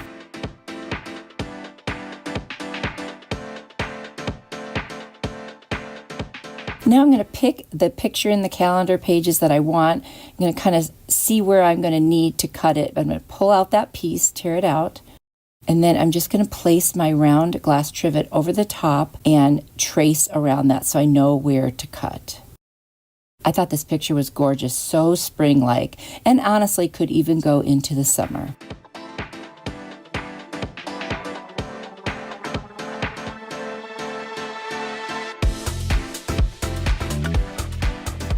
Now I just cut that out, and then I'm going to get my Mod Podge, and I'm going to be putting this face down on the back side, like where we took the feet off. And I'll do it in sections like I usually do, and I'll just add my Mod Podge and then lay down that piece that I have there that's already on the side. And then I'll lift it up and put some more Mod Podge and then lay down the rest of it. It just works so much better if you do it in smaller sections than if you just try to lay the whole thing. I feel like I just get a better placement. So now I'm just going to use my brayer to flatten that all out. Now, because there's calendar page on the backside, you might see it. So I'm going to take this truffle colored, it's like a brown paint, and I'm going to paint the back dark. When you paint the back dark, when the lettering is dark, then you get rid of it essentially, because right now you may not be able to see it, but I could see through it. So I'm just going to paint that whole thing, just one coat, and that'll take care of the whole problem. I mean, the letters are black, but brown works just fine, so you could paint it black if you wanted, but you don't have to.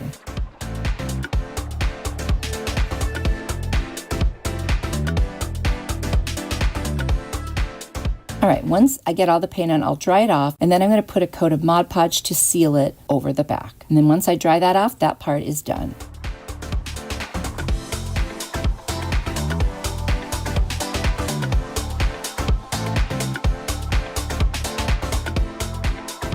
And now you can see from the other side, it doesn't change the color, but it gets rid of what you could have seen of the calendar. I'm going to go around the edges with my scissors and cut off any excess of the paper. Now I'm going to use my Fix All glue adhesive and put the little feet back on to the back. You could add a hanger to this one, or you could leave it as something that you lay flat where you set things. I think it's gorgeous. I love this. I love purple. It's my favorite color. And I love the little like birdhouse lantern looking thing. I think this is a gorgeous page, but the possibilities are endless. Has a reason, baby, let it come to you. Every soul, every season. For this Dollar Tree glass trivet hack, I've got a square glass trivet and a placemat. Now, I'm going to take the legs off using my little spatula, or the feet off using my little spatula. And then I'm going to clean it off with some Goo Gone and alcohol to get rid of the gooiness.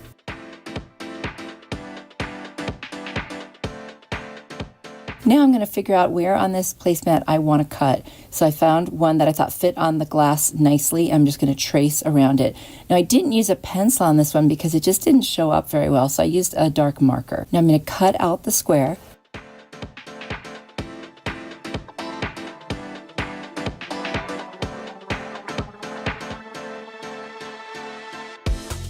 And on this one, because it's a solid piece, it doesn't like bend, I'm just going to cover the whole back of that trivet with the Mod Podge. I don't need to do this one in sections because I can't really fold it up anyway. Now I'm going to face down, place that piece of the placemat and use my brayer to help it make best contact. And the Mod Podge is still drying, so it's a little blurry, but there it is. And now I'm going to go around the edges and trim off the excess with my scissors.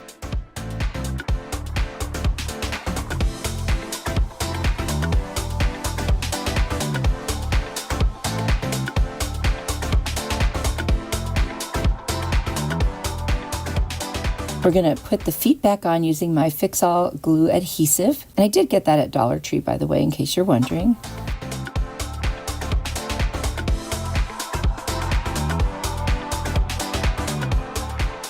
This is probably the easiest of all these projects today because this is such an easy piece to attach.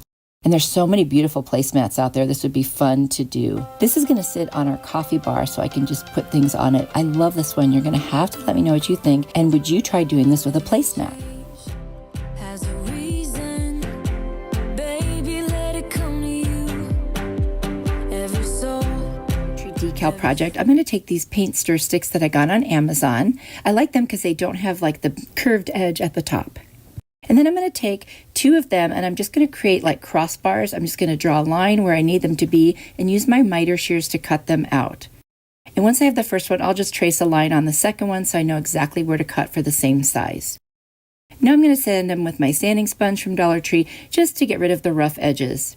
I'm going to take some hot glue and I'm just going to attach them, and that's going to put all the pieces together as well as create the crossbar. So it's a really efficient way to get the whole thing built very quickly. Now I'm going to take this beautiful decal. I thought it was so pretty, and the background color isn't too far off from the color of the wood. So I'm going to place that in the center. I'm going to use my brayer to just make sure it's nice and smooth. And then I'm going to take a blade and I'm going to go through each of the slats of the wood because I want it to cut through the decal. I want it to look like, it's been on there a long time and that it's just part of this piece of wood that I'm creating. I'm going to take a pencil and I'm going to distress in every seam on this entire piece, the ones with the decal, the ones without, around the edges, everything, because once I get that on there, I'm going to smudge it with a baby wipe and kind of create a little bit of distressed look. I thought that might be faster and easier than using paint this time, so I wanted to try it. I haven't done this for a long time, so I thought it was definitely worth a try, and I am happy with how it turned out because the baby wipe works really well to smudge it.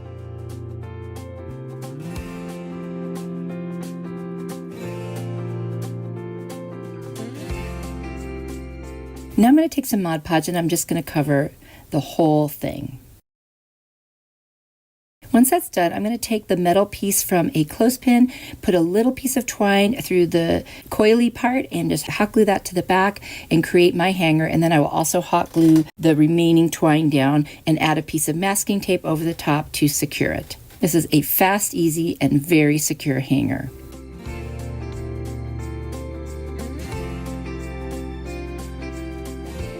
I'm going to take some of these little pieces of greenery. I've got a bunch of leftover ones, and I'm going to turn this into a 3-dimensional piece by just kind of hot gluing on pieces of greenery where the picture shows them on the decal. I thought this would be really fun and an interesting way to create something a little different using the decals, and I just love the look of 3D. It's one of my favorite things to do when crafting.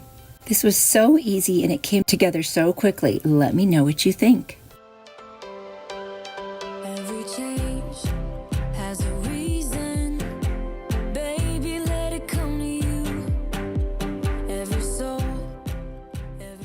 For this Dollar Tree decal project, I'm going to take it's a cutting board that I got at TJ Maxx for only $4.99. I thought it was a great deal. It's very thick and really good quality. I'm going to take these smaller little decals of these succulents, and I thought this would be so pretty. I've got this gorgeous ribbon from the Dollar Tree, a lace one and kind of a burlap one. And I did put the Mod Podge over first. And what I'm going to do is cut out a couple of pieces of the lace and one piece of the burlap. And I'm going to layer them on the top part of the cutting board. So I'll just start on the back and hot glue the first piece of the lace on. And then I will put the second one on the exact same way. And I made sure that the design was going the direction that I wanted of the lace ribbon.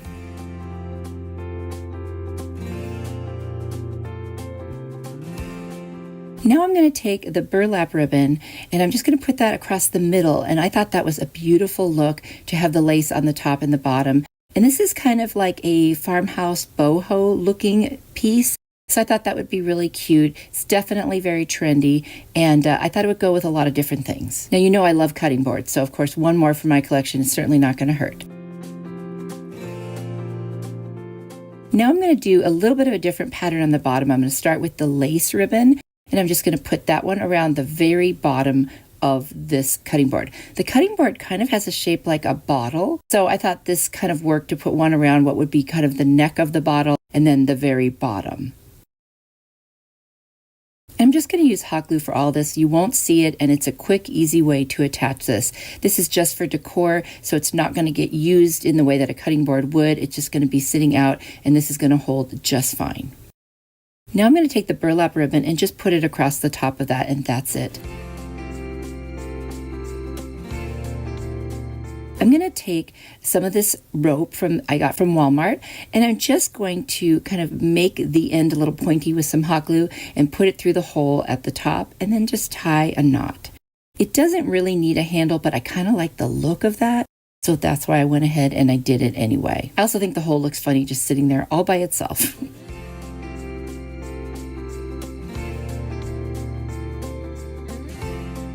This was such an easy project. It was so fun, and I love the way it looks. It's so cute. It's going to be a perfect addition to my cutting board collection. You'll have to tell me, what do you think? Baby, let it come to you. Every soul, every season lives outside of status quo. For this Dollar Tree decal project, I've got so many different decals of florals and some butterflies. They have just so many gorgeous decals. It's really hard to leave there and not buy every different kind they have. Some of these I've used before, and that's why there's some blanks. I've got this piece of paneling that I got for free in the scrap pile at Lowe's quite a while back, and I'm just going to score it with my utility knife and then just use a smaller portion of it. I'll sand around the edges, and now I'm just going to cut around these smaller flowers to get them off of the larger piece there. I don't need the really big ones for this project. I'm going to mostly use the smaller ones. So I just want to get a collection of really pretty colors. And then I'm going to use that larger pink one, and that's going to kind of be the centerpiece, if you will. So now I'm just going to start arranging them. You know, honestly, you can do this any way you want. This is a personal preference thing. This is just what I liked. I kind of tried to keep some greenery in there too, and just, you know, kind of not necessarily symmetrical, but balanced. That's what I was going for here. So you can watch, I'm just going to decorate the rest of this.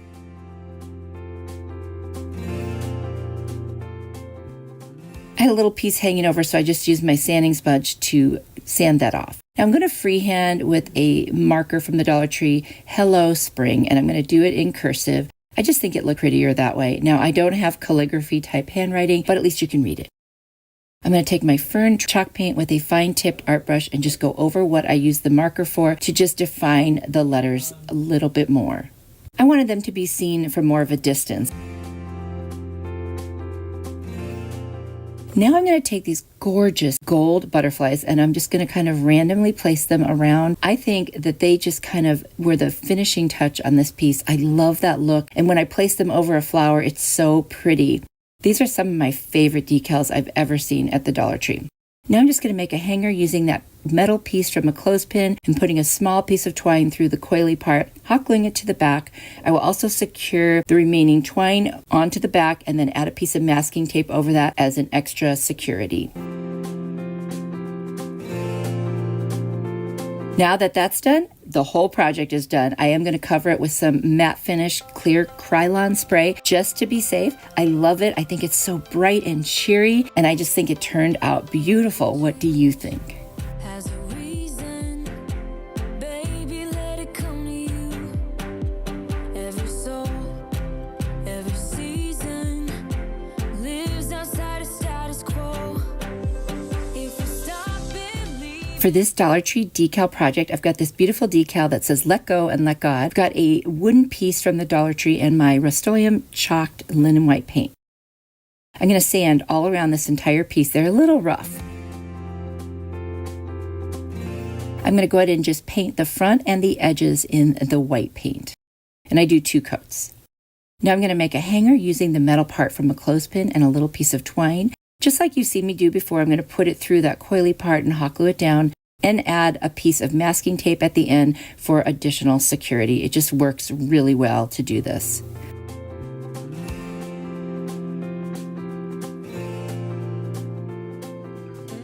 Now I'm going to take the decal. It's a little large for this piece, so I'm going to cut 3 pieces. I'm going to cut the and the let go and the let God out separately. That way I can place them exactly where I want them. So we'll start with the and because it's the middle part, and this will help me balance it. Just going to rub that on there, and then I'll go with the let go part. I love this saying so much because it's so true. We try to be God and hold on to everything when He's there the whole time, ready to just be there for us. So this is a good reminder, a really good reminder.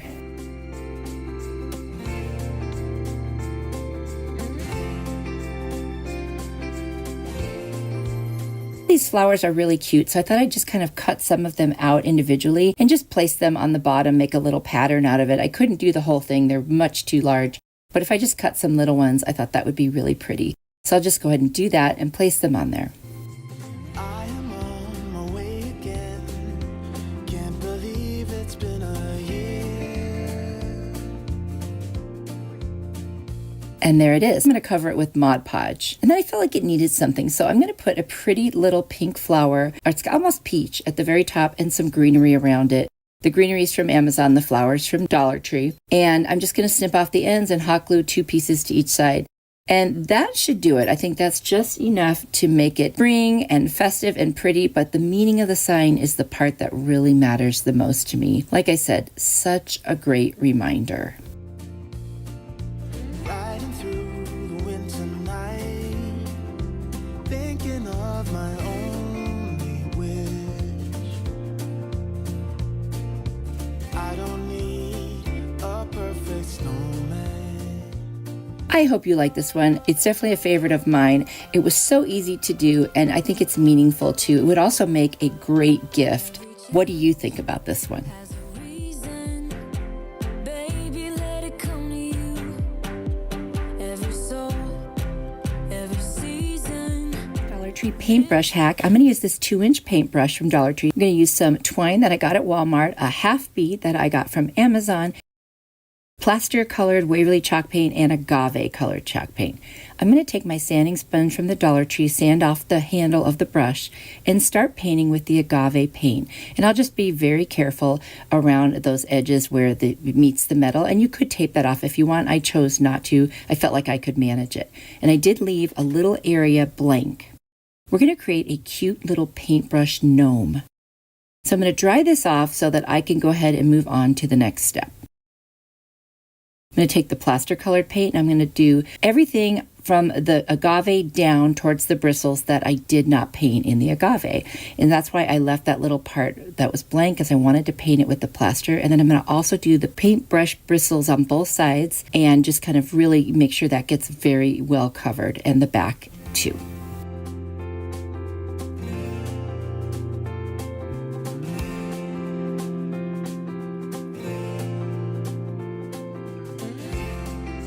Now I'm going to use some hot glue, and I'm going to put that half bead in the middle of that area where the plaster has met the agave. And I'm going to take the twine and I'm going to put it all the way around the border between the 2 paint colors and then over the little nose for the gnome.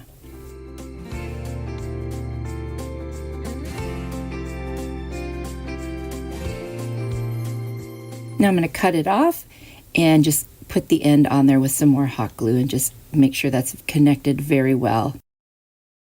I'm going to take some more of that twine. Actually, this is probably considered rope at this size, but either way. And I'm going to make a quick little hanger through the hole of the paintbrush. I'm going to do the lark's head knot kind of a hanger and then just put a knot on it. Technically, we don't need a hanger because there is a hole in the paintbrush, but I like the way it looks. And it kind of makes it look like that's the gnome's hat and there's like a little tassel on it. Now I've got these eyeglass pouches. I found these by the checkout counter at Dollar Tree, and I just like the flowers on them. So I'm going to cut one of them off and then, repair it since I kind of broke it apart. And I'm going to add that to the lower part of the gnome's hat. And I'm going to add some greenery. And really, that's all there is to this one. It's very quick, easy to make. Just waiting for the paint dry. That's the hardest part. And I love the way it turned out. It'll be perfect for spring. Let me know what you think. Every change has a reason, baby, let it come to you. For this Dollar Tree paintbrush hack, we are going to use 3 of the 1-inch brushes. I've got this kind of framed peach that I got on clearance for like $5 and change at Hobby Lobby. And I'm just going to use this piece. So I removed that metal pair. And I'm going to sand down the inside where there's some rough edges and where it says pears. I'm going to trim 3 of these paintbrushes. I didn't want them to be quite as long because they needed to fit inside this little like shadow box. I've got this beautiful contact paper. I think I got it at the Target dollar spot last year. I'm going to cut a piece that's close enough to start fitting it in, and then I will push it on the inside so I can get a line and know where to cut. So you see how I'm pushing that in? It's kind of like folding it over. I'll take that piece out and cut it, and I'll do the same thing with the other side so that I can sort of measure this. It's hard to measure these and get them exactly right. And I'll be honest, sometimes I'm a little lazy about measuring. Is anyone else like that, where you just want to do it and you don't, you figure, I'll get it right. Well, of course, it's never right when you do that, right? And here we are. It's not going to be perfect, but I am going to trim off the excess with a utility blade, and that helps make it look very nice.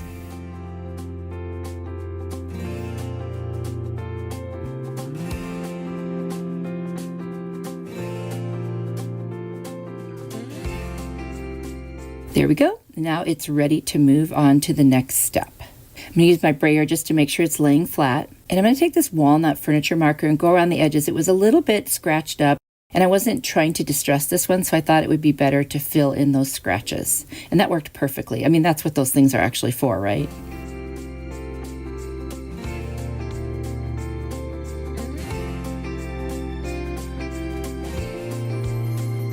Now I'm going to take the fern-colored Waverly chalk paint. I'm going to first sand down the handles because I need to make sure that the paint will stick. And then I'm going to paint all 3 of those handles in that fern color. And then I'm going to use some Mod Podge and cover that so it doesn't, kind of chip off. I'm going to glue with the hot glue gun all 3 of these brushes. They're going to basically be like stems for little flowers. And this is going to be sort of like a flower bouquet. So I'm just putting the 3 of them in there. And then I'm going to find a bunch of flowers in my stash, and I'm going to cut off the smallest sizes that I happen to have on hand. So this one I'm going to use these kind of like off green, pale green ones. And then I'll glue all of these in and just try to make it look very full, like a bunch of flowers. I am on my way again. Can't believe it's been a year. Now I've got these beautiful violet and scarlet colored ones, or actually maybe like magenta, dark pink. And I'm going to cut a bunch of these, and I'm going to glue these on to the middle one. You could use any flowers you want. They could be paper, they could be, kind of plastic like these. Honestly, whatever you like. And then I've got these pretty blue ones. They're a little bit bigger, but I was running out of small flowers. So I'm just going to put them in there, and I mix them up a little bit, and I'm going to add these little berries. They're like kind of off-white as centers for them, just to make them look like they belong together. Now, what would something like this be without any greenery? So I'm going to add this eucalyptus that I get on Amazon to the bottom, just kind of fill it in and cover up the little holes. And honestly, there's not much more to this one. It's so pretty and fresh. And you could, like I said, you could do whatever kind of flowers. The smaller the flowers, I think the better. But like I said, this is what I had on hand, and I just wasn't ready to go run out and buy some more flowers. I like to use up my stash. You'll have to let me know what you think of this one. It's a little different, but I actually really, really like it. Another thing you can do with paintbrushes. Every change has a reason. Baby, let it come to you. Every soul. For this Dollar Tree paintbrush hack, I'm going to use the 2-inch paintbrush. I've got these 2 googly eyes, ballet slipper, plaster, and fern chalk paint. And this time I am going to use the tape because we're going to be doing some painting below that rim by the metal piece, and I didn't trust myself on that. So we're going to start with the fern. Well, I am going to paint the metal with the fern. I didn't really need that part so much to be taped, but I did. Now I'm going to sand down the plastic part of the handle so the paint will stick. Now we're going to take that tape again, and I'm going to be doing some different colors on here. We're going to start with the ballet slipper. I'm going to do that in the top portion. And all of these are going to get 2 coats, and they'll dry between each coat. And I love peeling off that tape, don't you? Then the last color we're going to do is the plaster, and I did not want to tape over the paint, so I just was very careful, and I used a paintbrush that had a nice straight edge on it. And we'll do the whole rest of the plastic part of the handle with the plaster color. There it is. Now we're going to glue on the little googly eyes. The idea for this is that this could be like a puppet for a puppet show. So if you've got kids or grandkids, what a fun craft to do together. And just paint on a little mouth. I'm using the fern color. You can use any color you want. And then you can play a little game and have a puppet show. How fun is that to have the kids use their imagination? You could make up stories. They could be little characters, whatever they want to do. I just think this is so easy and so fun. And if you wanted to make sure they could do this, you would just tape every section with painter's tape. Now I'm getting a little fussy with the mouth because this is the kind of thing that I struggle with painting, is really detailed things. I always end up adding too much, like you see those little smudges, so then I try to fix it. So he ended up with a little bit of a thicker mouth than I originally planned. But you know what? I didn't have any paint markers. If you do, that would be the best. I covered it in Mod Podge, and that's it. I hope you like this one. It was so fun and easy to do. Every change has a reason. Baby, let it come to you. Every soul. Paintbrush hack, I'm going to use the larger of the 3 brushes that come in the set. This one can be used with the kids and grandkids too. It's going to be so cute. I've got these googly eyes and a couple of bolts. I end up swapping those out for shorter, wider ones that I think are going to look better. And then I've got this bright green and the chalkboard black paint, and I'm going to use that as well.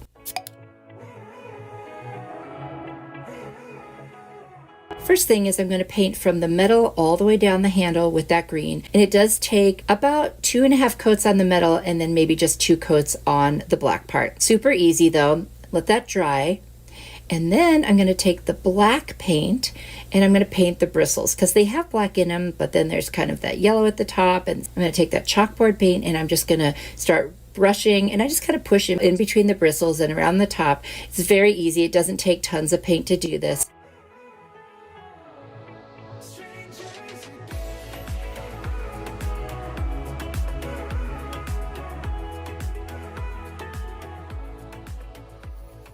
I took a very light marker and I kind of drew for myself some lines to make the stitches and his little forehead line and then his mouth. This is a little Frankenstein if you haven't figured it out. And now I'm going to take a very fine point art brush and that black paint, and I'm just going to go over the lines that I drew.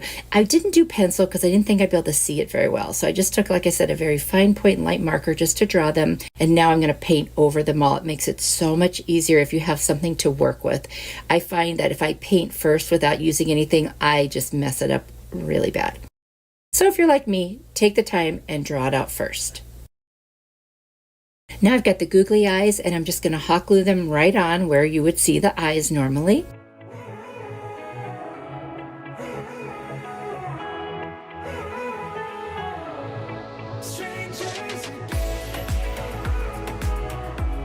And then I'm going to take these bolts. Like I said, I swapped those out and I'm just going to hot glue them to the sides because you know Frankenstein has those bolts on the side of his head.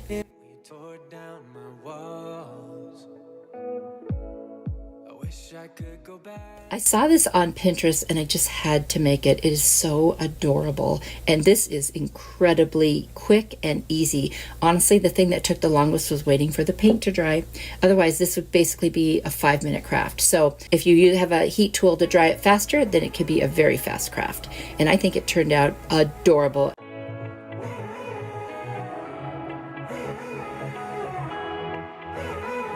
Fabric hack. I've got this gorgeous farmhouse like fabric that I just love with little farm animals, and then I've got an Old Spice container that I saved. I'm just going to press my fabric and then wrap it around to see just how much I need, and then I will cut a piece out.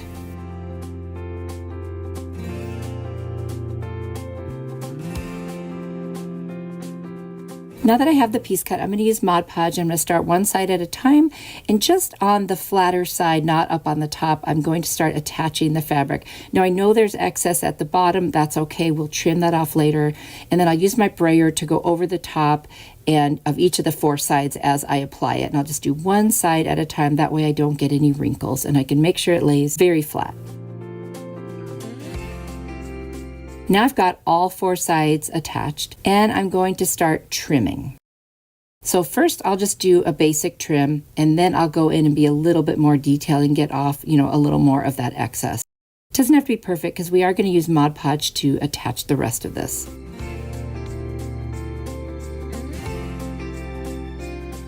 And I'm also going to do the same thing on the top, but I am going to cut 4 slits in the corners to help me find a way to pull that to the side so I can actually snip it off. And that actually worked very well.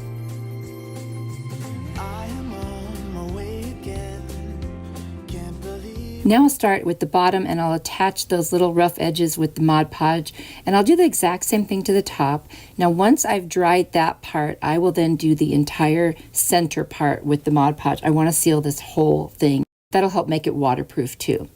Now I've got this beautiful farmhouse ribbon from the Dollar Tree, and I'm just going to cut a piece and wrap it all the way around the rim of this little spice jar.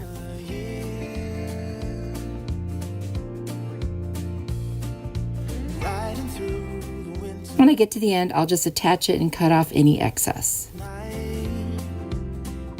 Now I'm going to make a cute little awareness bow.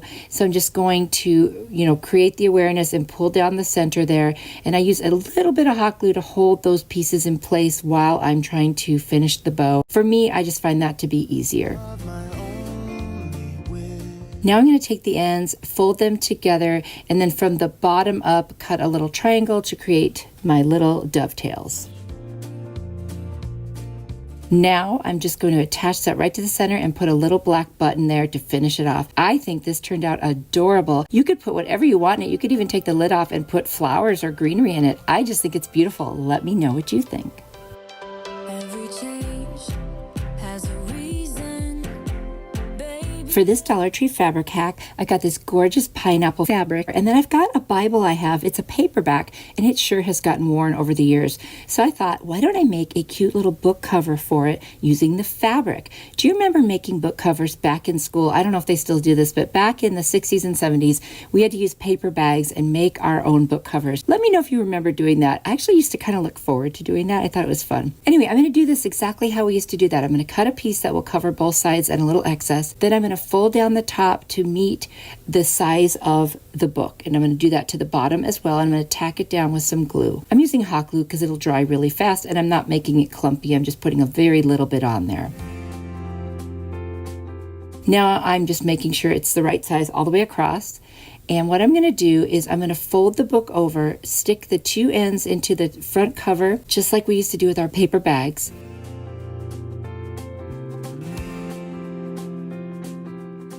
And then I will close the book, and then I will tack down the top to the little folded over part. Once I have that done, I will turn the book over and do the exact same thing to the back cover.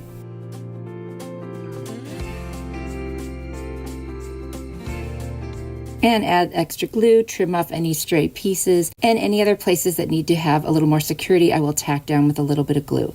Now I've got this beautiful lace ribbon from the Dollar Tree.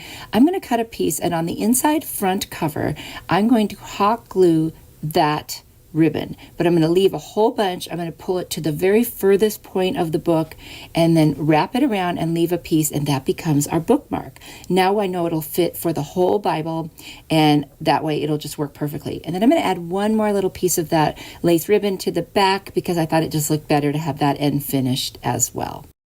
Now I want to add one more piece because I love this lace ribbon. I'm going to put it kind of around the center of the book cover and just tuck it around the inside of the cover, hot glue it all the way, and, just secure that last piece on the inside. And this just kind of ties it all together. It's very simple. I wasn't going for anything fancy. I wanted to protect that cover because it's going to rip off eventually if I don't do something. And I thought, what a cute way to do this with the Dollar Tree fabric. I love how it turned out, and I love that it's practical too. Let me know if this is something you would try. Every change has a Foam board hack. I've got a piece of foam board, and I'm just going to trace a square using that picture that I had. Now I'm going to cut it out with my blade, and then I'm going to draw another square right in the middle, and I'll use my blade to cut that out. I just found something that was that size and traced it over the top. Anything that doesn't push out quickly, I just turn it over and I just go ahead and score it again. Now I'm going to use my ruler to do a diagonal line from the inside square to the corner of the outside square, and I'm going to turn this into 4 pieces and cut them, and this will be a picture frame type of a thing, but it will have those beveled or mitered edges. I'm going to use my Nimbus colored chalk paint by Waverly, and I'm just going to do a coat over all 4 pieces. And then I'll do the sides as well. I'm going to take my steel colored chalk paint. I'm going to use that to dry brush. So I'll put some on my brush, wipe most of it off, and then drag it around the edges. And I'll do a little bit in the center too, just to give it a distressed finish.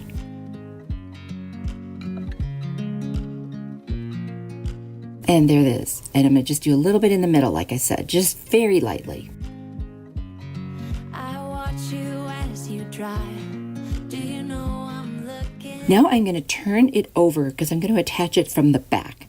So I'm going to put some hot glue on it and see if that will be good enough, kind of, rub it in with my little spatula. And then I'm going to add a piece of masking tape over each corner just to solidify it and make sure it stays in place. And I can't help but smile. Got this gorgeous striped ribbon from burlapfabric.com.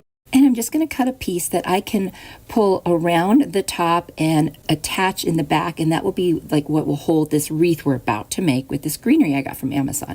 So I'm going to cut the little pieces and start shaping into a round wreath. So at first, it's not like a perfect circle because we are working with a square, but then I'll take some little pieces and start filling in. And now you see a circle there. And then I'll just fill in any like holes or anywhere that it needs to be a little fuller. You can make this as large or small as you like. This is the size I thought would look the best with this frame. And I'm just trying to create kind of a farmhouse looking frame, and then with the wreath on it with this ribbon around the center, and I'll hot glue it to the back and then seal it together just by hot gluing.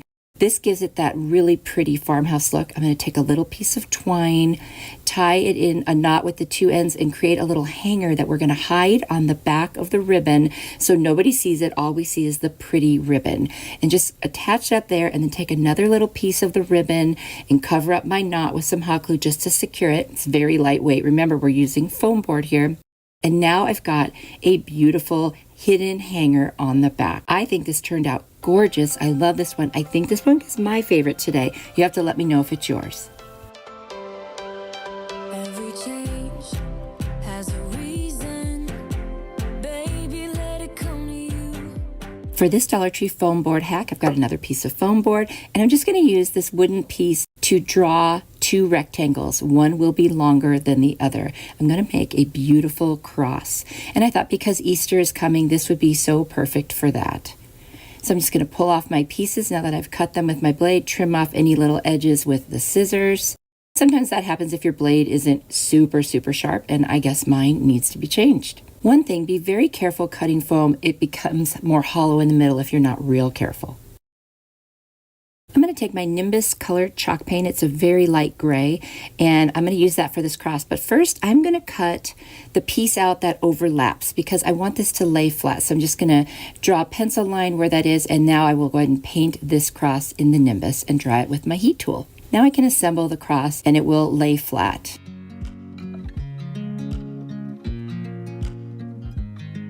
I'm going to turn it over and put the glue on the back and use the masking tape like I have done before. It just works really well with the foam board because the inside can kind of get melty with the hot glue. So having the tape there is really the best option. And you see it bent over, so I did add a little more glue while it was bent open and then pushed it back together.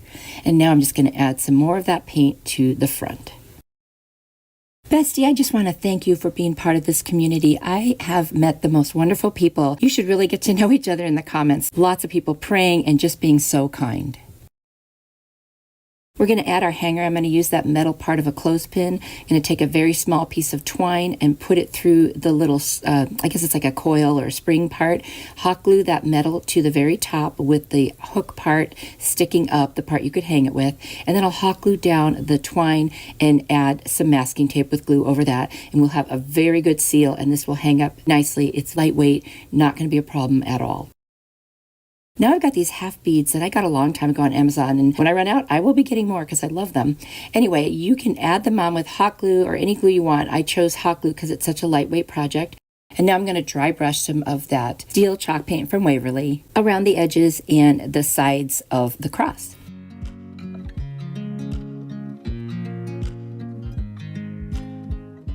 I just want to give it that, kind of distressed antique look, and I think it just looks beautiful with the natural wood beads on there. Now we're going to take the Nimbus and just clean up the edges of the sides, I should say, of the cross. I'm going to add some greenery in the 4 little intersections there. I'll just glue them on from the back using the hot glue. And that's all there is to this project. I am going to add a little bit of masking tape just to make sure that that stays on there. I just like to give it more structure. I am in love with this one. I think it would be beautiful any time of the year, but especially around Easter, to remind us of what our Lord and Savior did for us. Change has a reason. Baby, let it come to you. For this Dollar Tree foam board hack, I'm going to draw some little lines to guide me. I'm going to be drawing an egg. So I thought if I did a top and a bottom and then a little bit wider in the top third and then kind of connect them, So you can see I made quite a mess of it, but I did finally get a shape that I think looks like an egg, and I'm going to use my blade to cut it out. And again, anything that doesn't come through on the back, I'll just score it again with the blade and make sure it's a nice line. Now I'm going to freehand a bunny. I am looking at a picture. I can't do this without a picture. So if you need to do this with one, or if you want to get something and trace it, that's also fine. And you notice I go over the lines and correct them, and that's okay. This is all going to be covered with this antique wax by Waverly. Now we're going to be using Spanish moss, but I don't want the white underneath it showing, so I'm going to use that antique wax first. That way, no matter what, you'll see dark underneath that bunny, and then I use the white wax on the background. I'm going to take this beautiful jute twine that I got at Walmart. It's my favorite place to get this thickness, and they have the best price, so that's why I get it there. And I'm going to hot glue it all the way around the edge. And doesn't that look pretty? I love it. And then we're going to make a jute hanger. So I'll just put these on with hot glue and a piece of masking tape, and it'll work perfectly as a hanger.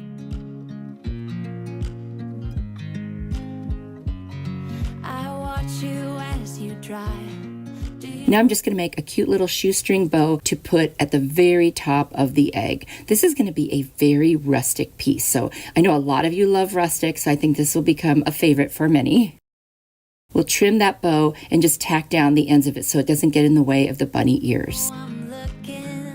Now I'm going to use my Aleene's tacky glue. I am not as much a fan of hot glue when I do moss like this because it just sticks in one spot then. And I want this to stick over the whole thing. So I'm cutting smaller little sections of the Spanish moss and pushing it on the Aleene's tacky glue, which does dry pretty fast. And I'm going to do the whole bunny. Now I'm going to go around with this little scissors that I have, and I'm just going to trim all the edges. And there you go. Look how nice that looks. And that's why I painted the antique wax underneath. And I've got these 3 ribbons from Dollar Tree. This chevron one is wired. I'm going to fold it into 4 ribbons. I already have 2 ends folded. And I'm just going to cut it out. Now we're going to make like a fussy bow. So we're going to crisscross the 4 pieces. Then I'm going to take one of the other ribbons, and I'm only going to cut 2 of this one and just crisscross those. And then the lace ribbon with burlap, I'll cut 2 and crisscross those. I do want to dovetail the ends of the thicker bow by folding the ends in half and cutting a triangle up from the bottom towards the center, and I'll do that on both ends. The other 2 ribbons, we're not going to do that. They're just very small. Now we'll do our crisscrossing again and assemble this bow. And I'm going to take a piece of twine, a very thin one, put it over the top, flip the messy bow So I'm on the back. and then I'm going to tie as tight of a knot as I can to cinch this bow. Make sure it's in the center. That's the other thing. Sometimes they wiggle around. Once I get that tied, I'm going to snip off any excess twine, and I'll kind of fluff the bow. Make sure all the pieces are pulled out so we can see them. And then I'm just going to hot glue in the center and put that right on my bunny. And I decided to kind of put it on the bunny's front chest. I looked through my button stash and I found a beautiful big black button. I'm going to put it right in the middle of the bow with hot glue, and that's it. This was so fun and easy, and it turned out, I think, just beautiful. Let me know what you think. Every change has a reason. Baby, let it come to you. Every soul, every season.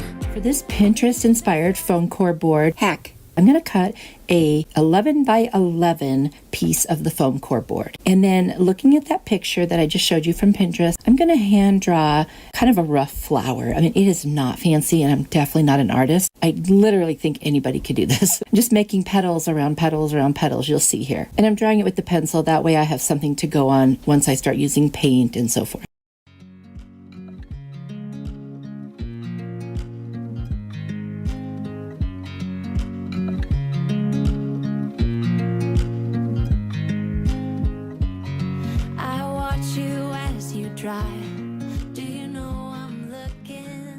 We're going to do 2 really cool techniques during this DIY. The first one, we are going to take the Elephant Chalk Paint by Waverly and paint all around the flower. You want to have a dark color underneath because that's what's going to peek through. We're going to do a crackle effect. Then we're going to use some Mod Podge. You could also use glue. I'm just going to put a coat over the gray paint. And I'm going to put a generous coat.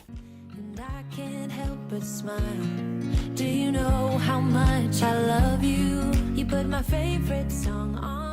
Then I'm going to take my heat tool from Amazon and I'm going to dry it just till the very top is sort of dry to the touch, but not the whole thing. And then I'm going to use the color that I want on top, which I'm going to use white, and then get my heat tool again. And as you heat it up, the glue starts to shrink, or the Mod Podge shrinks, and it creates the crackle effect. Keep your eye on the area that I'm using the heat tool on, and you'll start to see the crackle happen. It's so cool.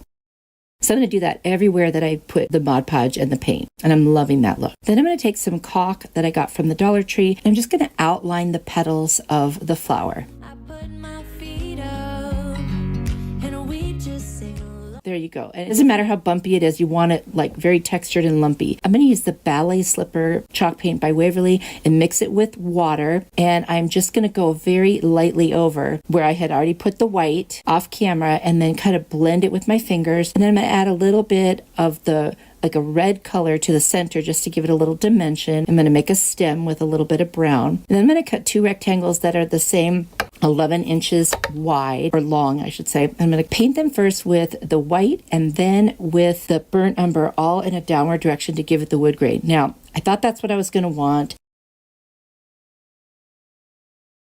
I went ahead and I glued one to the top and one to the bottom, but I didn't like it. So I get out my elephant chalk paint and I do those top pieces. And I think it just needed something a little darker so that the flower would stand out more. And I really think that's much, much better. I'm going to put a little piece of twine on the back with hot glue before I put my craft paper to finish the back. And then I'll cut a little line to pull back that hanger. And I'm going to add two skewers that I have. I'm going to paint them elephant on the edges, put Mod Podge over the whole thing. I added a piece of twine over the stem, and now I'm going to wrap, I don't know, like 10, 20 times around my finger, a teeny little, like kind of a pom-pom, tie the center, cut the other end of the loops, and hot glue it right to the center of the flower to give it more texture. I think that just really made all the difference. So let me know what you think. This one was very different for me, but it was really fun to experiment with it. Would you ever try something like this? Let me know down in the comments. Just loving this moment. Can we stay here forever? I'm loving this moment. Can we stay here together? If I could stop the time, don't you know? Tree sock hack. I have these adorable socks from Dollar Tree. I'm just going to cut along the edge of one of them. And of course, I've got that wreath form that we're going to use. And I'm going to cut some strips. So that's why I'm cutting the sock open. And then I'm just going to get rid of the curvy parts and start cutting some strips. Now I'm going to use these strips to wrap around the wreath form. But first, let's get our hanger on there, because you know me, I forget sometimes. I'm trying to get better with this. I think I am. I hope I am. Anyway, I'm just going to wrap it around like a lark's head knot and then put another knot at the top. And there you go. Trim off the excess, and now we have a hanger.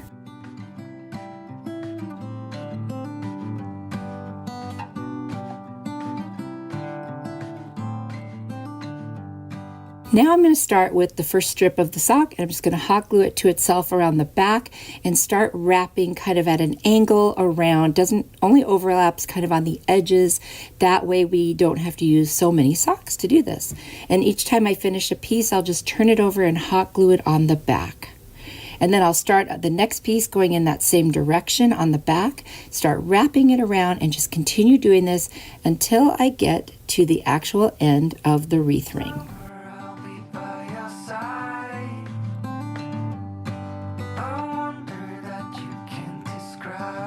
There we are with the last piece. Just going to wrap that one around and secure it in the back.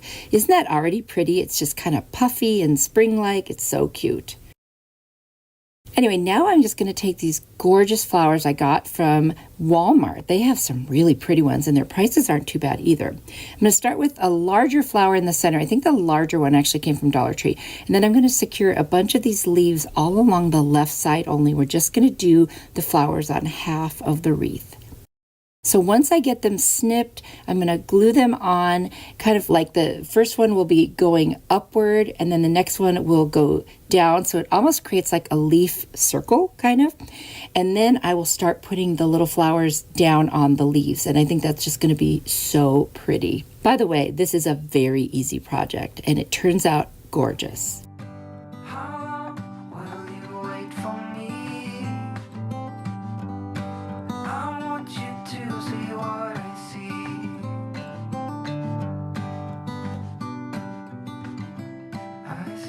Now we're just going to put on the very last little flower. And there's a little gap up at the top between the top one. I do end up adding one more flower off camera. I think this is so beautiful. And it came together so quickly. What a fun DIY. What do you think?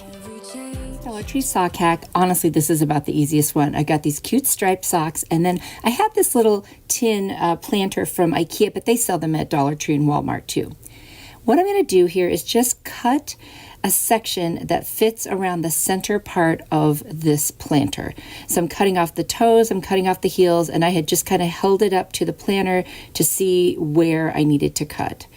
Honestly, this is ridiculously easy, which makes it so awesome. So now I've got my piece. I'm just going to kind of trim up any excess, and I'm literally going to stretch it around the little planter and set it around the middle. It's almost like, you know, those little cozies that you can get when you get coffee or whatever. It's like a little planter cozy, but it's so cute. And look at that. It just stretches right over, and then I'll just kind of flatten the edges because they got a little curly and just kind of, you know, push them down. Actually, you don't even have to glue this on because it just stays right there. Now for fun, I've got these beautiful flowers I found at Walmart. They've really got some beautiful florals there. And I'm literally just going to set them in. I'm not even going to put foam or anything in there because it's just going to cover them up. I'm using quite a few of them, and I think this is stunning. I mean, these flowers are beautiful. And then the cute little cozy around the planter. You know what? It just doesn't get any easier than this. I mean, no sewing, no gluing, no painting. This is my kind of a DIY.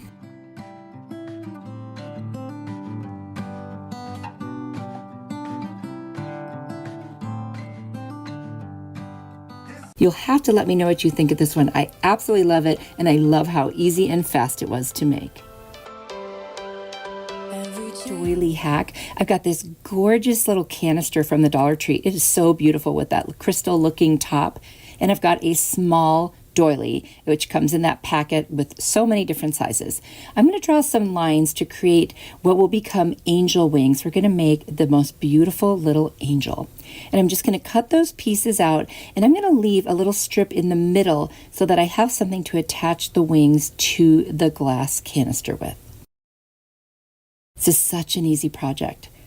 So now I'm just going to take some Beacon Fabric Tack glue. I decided not to use hot glue because I didn't want it to get clumpy. And I'm going to put some of the glue on the doily, and I'm just going to attach it to that base of the little canister. This has got to be one of the easiest. You could do this with kids or grandkids. It's that easy. Just going to press that on there, and then I'm going to take this gold and white twine that I got at Target a long time ago, and I'm just going to wrap it around that base, and I'm going to make a cute little shoestring bow. This is so easy. I know I've already said that, but it's ridiculous just how easy it is, and it's really very beautiful.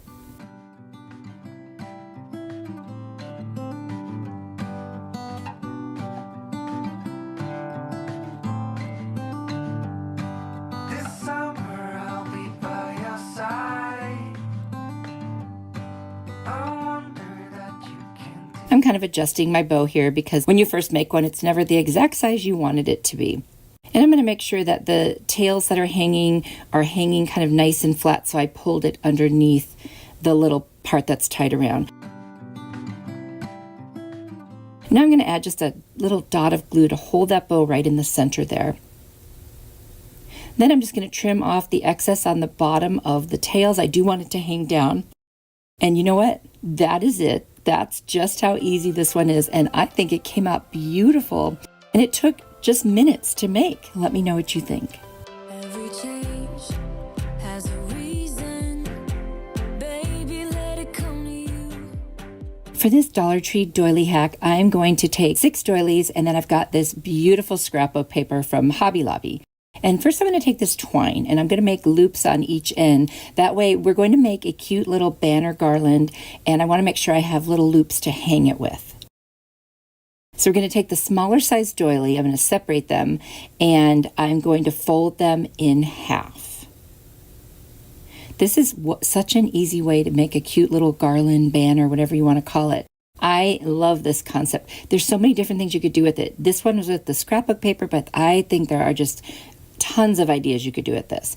So the way I'm going to put it on here is I'm just going to fold it in half and then slide the twine into the center. So I'm just kind of positioning them now to see. I ended up with 6 of them. Now I'm going to figure out how I can get these pieces of scrapbook paper to be the size of that little like kind of half circle.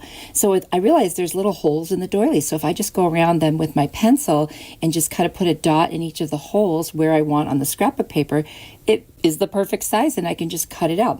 So I cut the first one and then I'm going to use it as a template to cut all 6 of my pieces. And I just want to make sure it looks right. So I'm just kind of placing it there. Look at that gorgeous scrapbook paper. So I'll just do the same thing with the other ones till I get 6. I'm going to do 2 of each of the scrapbook papers that I chose. So there they are, all cut out.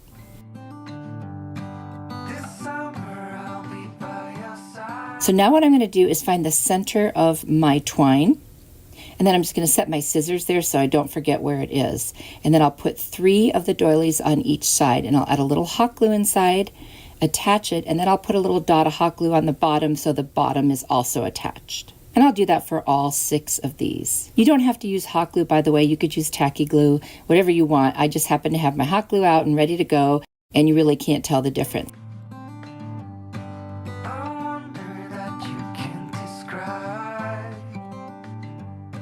So there they are, all attached now. I'm going to use some Elmer's glue. I've finally got the kind that shows purple until when it dries, it's clear. I love it because now I can see where I put the glue. I've been wanting to get this for so long and there was a sale, so I grabbed it. I'm so excited. The little things, right? When you're a crafter, little things. Anyway, I've attached them all now. I used my brayer to make sure they were laying nice and flat. And I think this is such a beautiful spring banner. You can hang it anywhere. It's going to hang by my coffee bar. And I love how it turned out. It just makes me smile. Let me know what you think. Has a reason, baby, let it come to you.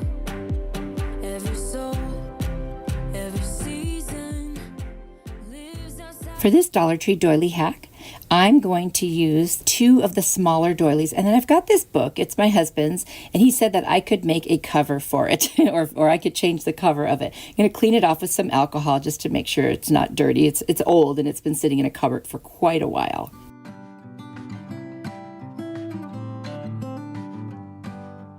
Now I'm going to take my Amy Howard at Home paint. It's like an off-white. And I'm going to give the whole book 2 coats. But I'm just going to start with the top for right now to show you how this is going to work. And there I am adding my second coat. Now I'm going to turn the book up, standing up like that on its ends, and then I will finish painting the rest of it. So I'm going to take one of those doilies and I'm going to kind of half it on the bottom side there and use Mod Podge and attach it. What we're just doing is creating a beautiful, what would be like the cover of the book, so that if you want to have it sitting out as decor, you can, regardless of what the book is.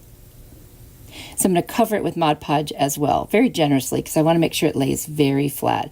It's really the texture that we're going for more than anything here with the doily. I'm going to cover the whole thing with the Mod Podge as well. And now I'm going to do the binding of the book and the back as well. Same exact thing. It's always easier if you do this in sections when you're decoupaging.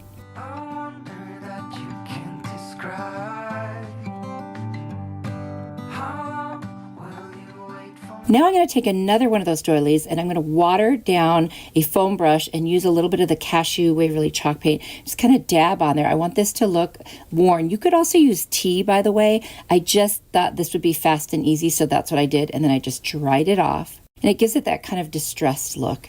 And I am going to add that one to the upper right top of the front of the book. So we'll add our Mod Podge. Then we'll put down our doily. And I didn't use my brayer because I didn't want the glue that would come through those holes to get all over the brayer. So this is such a thin thing, you can just use your brush to push it down. So that's what I did. So now I'm just covering the top of it with more of the Mod Podge so that it's nice and sealed. So now what I'm going to do is cut the edges, but I'm going to leave a little bit so I can tuck it around the edge of the book. I want you to see what And then I'll take the Mod Podge and go in underneath and then over the top and just push it over until it stays. And then I kind of pushed it a little bit with my hand just to make sure there were no air bubbles. And then I added just a little bit of paint around the edges, and that's it. It's so pretty, and you could put this on a shelf and it would just give it such a nice little antique look. And it could be any book you want, to be honest with you. Would you try this? Baby, let it come to you. Every soul, every season. For this Dollar Tree doily hack, I've got this cute little, like, it's not a mason jar, but it's like a little jar. And then I've got this pink burlap that I had already glued like a sleeve for one of these. So I thought I'll just use it because I already had it. And now I'm just going to attach it to the glass. I'm going to cut most of that beautiful lace edge off of the doily. I'm going to leave just a little in there because I don't need that big of a piece. And then I'm going to take that piece I cut off and I'm going to wrap it around. It's almost like giving it a little skirt. And I'm going to just start hot gluing it around. And because it doesn't go around perfectly flat, I wanted it to have like little ruffles, if you will. So I just kind of let it lift up and then put another piece down, let it lift up. And I just love the effect this has. It's just so, so cute. And this is just paper. You could do this with a cloth doily as well.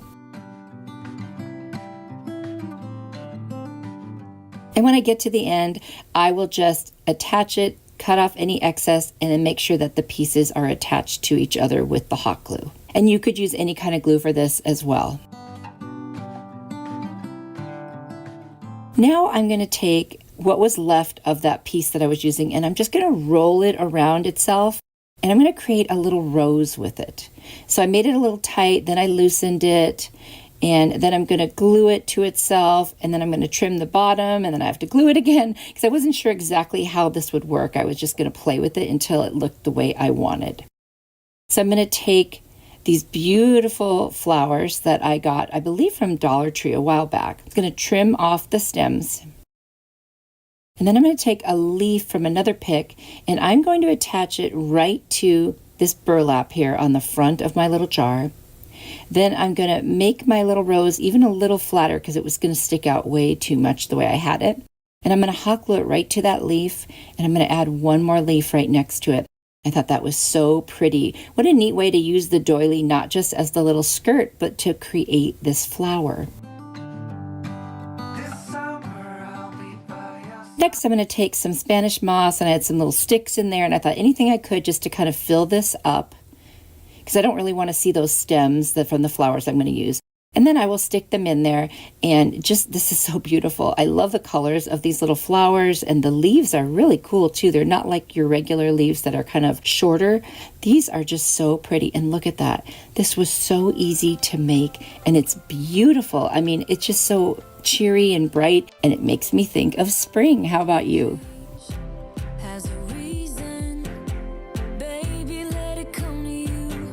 Kitchen DIY. I've got this cutting board, and then I'm going to use some chalkboard paint.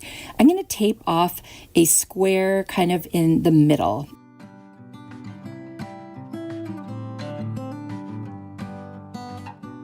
And then what I'm going to do is paint with the chalkboard paint. And I'm going to paint down away from each of the tape edges so that it doesn't bleed. And I'll do the whole thing 2 coats.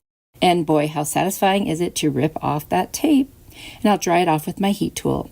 Now I'm going to take this chalk marker, and I'm going to put on it today's dinner. And you can use this if you want to just put what you're making that night for dinner, or whatever you want to put on there. Actually, this is just my idea. That way, since people like to ask, you will have it there.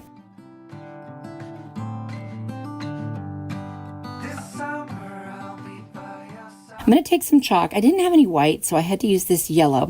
But I'm going to kind of season this chalkboard. So what you do is you just rub the chalk all over, and then you wipe it off. And that it's like, you know, when you have a skillet that you need to season, it's the same kind of idea, except for you're doing it with chalk. And now you can just write on it with chalk, and it will work really well.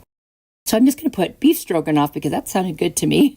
Anyway, I think that color I used wasn't very bright, so I did go ahead and add some color over the top of it. But this is so easy to do, and you could do this for anything. I mean, it doesn't have to be today's dinner. It could be something else. It could be, you know, a shopping list, whatever you want. I love it. Now, it seemed just a teeny bit plain to me. So I decided that I should add, you know, some greenery just to give it a little bit more interest. So I'm going to use these flowers, these peonies from Dollar Tree, and then some of these greenery pieces that I get on Amazon.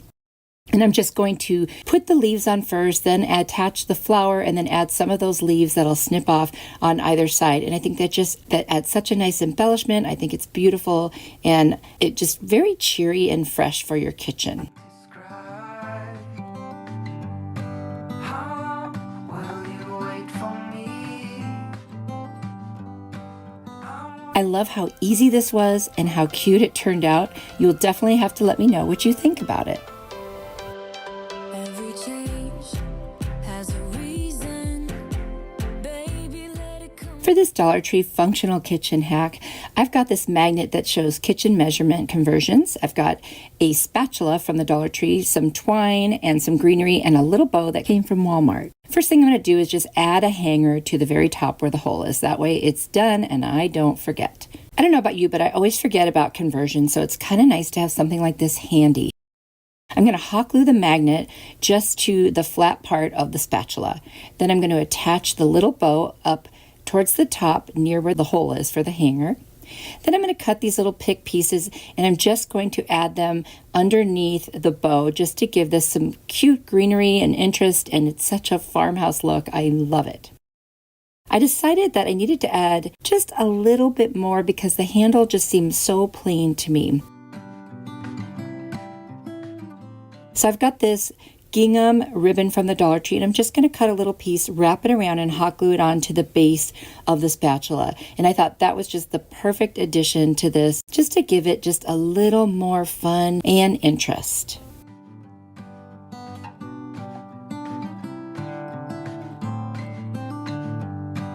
This summer I'll be by your side. I wonder that I absolutely love how this turned out. It was such an easy DIY, so cute, and there's so many possibilities you could do with something like this with the kitchen magnets. What do you think? Every change has a reason. Baby, let it come. For this Dollar Tree functional kitchen hack, I've got some nautical rope and some twine from the Dollar Tree. I'm going to start by using hot glue and just turning this rope into itself and around and creating kind of like a circular coil type of a look. And I'm just going to keep using hot glue and continue on until this becomes a big enough piece to become a trivet. You just have to have a little patience. It's very easy, but you've got to wait for each little piece to dry, pull off any excess hot glue. And so that's just kind of fun, but I just watched a video and just kept working on it because the end result is so worth it. So now you can see I'm partway done and it's looking great. Now I'm going to add some more of the nautical rope. Then I'm going to take this twine that is 2 different colors and I'm going to glue it into the seams between each of the nautical rope pieces just to give this a really cool design. And I'm going to use my Beacon fabric tack glue for this. It's just perfect. And of course it dries clear and it's easy to wipe off. And so I decided I would just do 4 or 5 rows of it. This turned out gorgeous and I need trivets, so this is going to be such a nice functional piece. Every change has a Dollar Tree gift bag hack. I've got another beautiful floral gift bag, and then I've got this truck sign that was from the fall. I'm just going to sand off the glitter and any spots that were a little rough. I'm going to take my agave chalk paint from Waverly and also my ink chalk paint from Waverly. I'm going to paint the body of the truck with the agave. I'm going to paint the wheels in the black, and then I'm going to take this Amy Howard one-step paint. It's like an off-white color, and I'm just going to do the bumper first in the white and around the edges, and then I'm going to take, after that, a silver folk art paint to make it look like it's the chrome, on a regular bumper. If I had just done it over the agave, it wouldn't show as silvery, and I wanted to make sure it did. I've got a jot marker from the Dollar Tree, and I'm just going to kind of outline the parts of the truck to give it a little more definition. And if you're not sure how to do this, you can always look at a picture. You can find them easily on Pinterest or online, and you can see how to draw those lines. That's how I learned how to do it. I'm not really a car person, so I wouldn't have known otherwise. So I'm just going to continue to do that until I get a nice shape and kind of dimension of the body of the truck. And this is from the back side because it's like the bed of the truck that we're looking at here.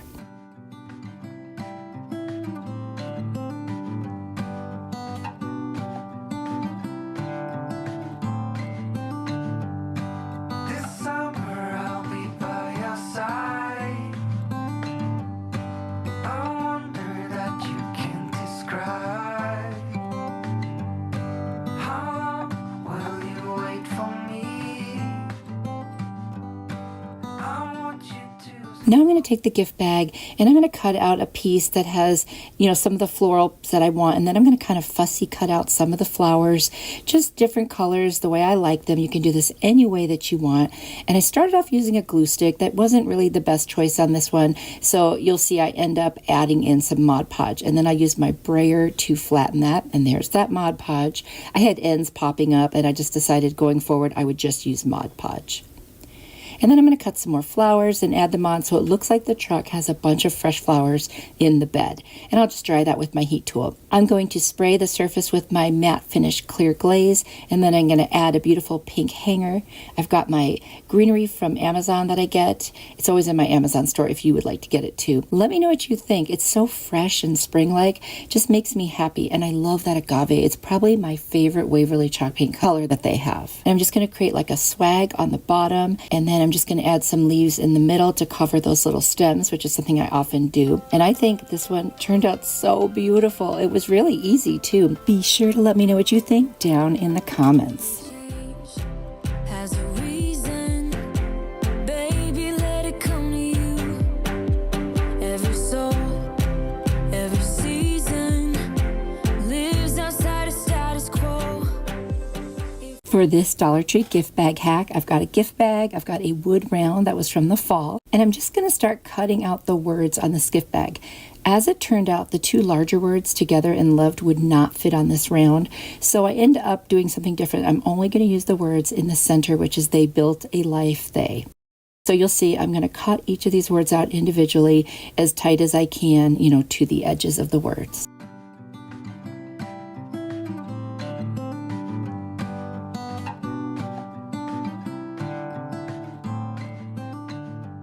Next, I'm just going to use my Rust-Oleum linen white chalk paint, and I'm going to do 2 coats on the front of this wood round. Then I'm going to take a furniture marker, it just happens to be like black, and I'm going to write in cursive, together and loved.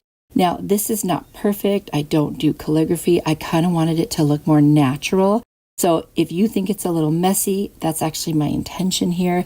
If you're really good at that, then obviously by all means go ahead and do that in a much more, precise manner. I just wanted it to be very casual, and I will dry that ink with my heat tool. I'll be by your side. A wonder that you can't describe. Next thing, I'm going to place the words individually on there where I want them to go. And once I've decided where they're going to go, I am going to use some Mod Podge and put it on the back of each of the words and then put it down on the wood round. And when I'm all done, I roll the brayer over it just to try to flatten it. You do see the edges around the words, but I don't think it's distracting.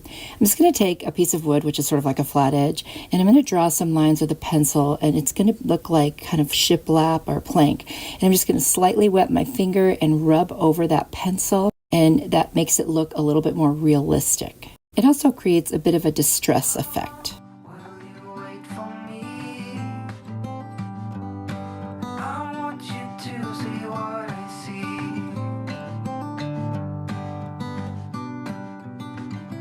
I see you. Once that's done, I'm going to take some steel Waverly chalk paint and I'm going to rub most of it off with the brush and then put it around the edges and kind of lightly over the top, just a dry brush effect. And I just want it to look a little bit more, worn and, distressed.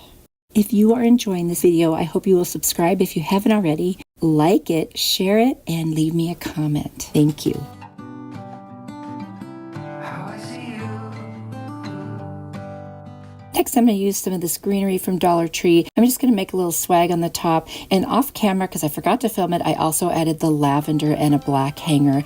I love how this turned out. It's really cute, and it has that really nice kind of antique look to it. Let me know what you think. Has a reason, baby, let it come to you. Every soul, every season. Dollar Tree button DIY. I've got a spice container that I cleaned out and saved. And then I've got these leftover stems from some flower picks. I just broke them apart. And at first I decided to use that top piece that has the holes in it, but I do end up taking that off. Now I'm going to take this rope from the Dollar Tree and I'm just going to glue it around 3 times on the top. I'm going to dump out my buttons, and what I want to do is pick sets of 3 to create individual flowers, and they're going to be color coordinated. So this one I've got kind of a mauve color, then a pink, and then a deeper pink. And then I'm just going to glue them together, but between the very bottom one and the middle one, I'm going to attach the top of one of the stems, and this will become the flower at the end of the stem. So it doesn't lay perfectly flat, but that's okay if there's just a little bit of an angle there. By the time you add the last one, it looks good. So then I've just created about 6 of these, and I've got 3 different buttons for each one, and doing the same thing, just glue the stem to the bottom one, put a lot of hot glue for that. Be careful not to burn yourself through the buttonholes. I did that a few times, not fun. And then just add the other 2, and if you have to, add a little bit of glue between where that gap is. Anyway, they are turning out so cute. Now I've got this piece of pink burlap, which was also from the Dollar Tree, and I'm just going to cut a rectangle, kind of roll it up. I'm just going to set it inside of the little spice jar, push it in, snip away any little loose edges, and that just gives it a really pretty look. Off camera, I also added some more of the rope to the bottom. And then I'm going to stand up each of the different flowers now inside. I already removed that little spice hole piece at the top because it was just getting in the way. I'm going to snip off some greenery picks. These came from Amazon. You can use any ones that you want or have around, like from Dollar Tree or wherever. And this becomes a cute little floral arrangement that you could set on a shelf, on a tiered tray, or just anywhere you want. It was very easy to make, very sweet, and I hope you like it. DIY, I've got this beaded round, I don't know if it's like a wreath form or whatever, but it's really pretty. I've got a cool ribbon that I got from burlapfabric.com, which I'll have a link in the description box. And then I've also got some greenery that I got on Amazon. I'm going to start with a piece of jute, and I'm just going to thread it through the little, there's like a little metal hook at the top there kind of, and I'm just going to wrap it around, tie a knot, and then add another knot at the top, and that will become our hanger. I'm trying to get better at adding my hangers sooner because otherwise I forget, and sometimes it's a pain. I love these greenery pieces. They're so beautiful. I'm going to make kind of like a symmetrical thing. So whatever I do on the left side, I will also do on the right side. And then I've got this beautiful fern from Walmart, and I'm going to add about 4 pieces of that because I just really want to give this some really interesting texture. So there's a variety of things to look at. I'm just using hot glue to attach this.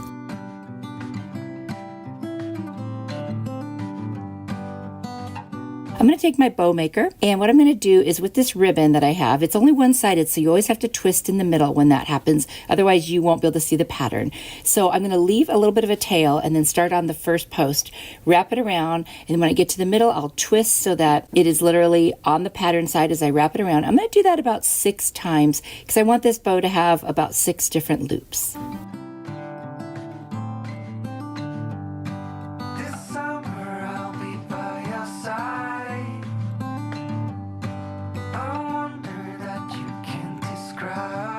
And once I've done that, I'm going to make sure that I leave a piece at the end there, not too big, but just enough because that's going to become our center of the bow.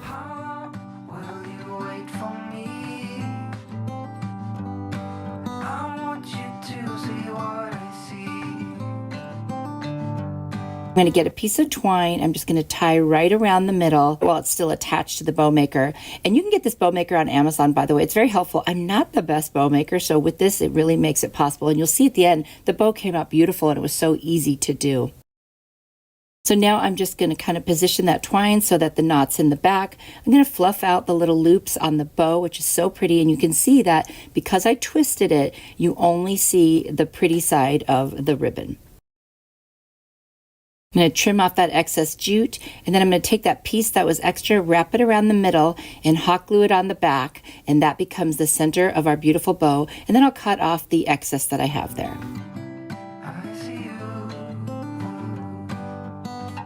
I'm going to make another set of tails. So I'm just going to cut a piece that's a little bit longer than the one that's already hanging down. I'll twist the middle so that you see the pretty side, and then I'm going to hot glue it to the center underneath where the bow is going to go.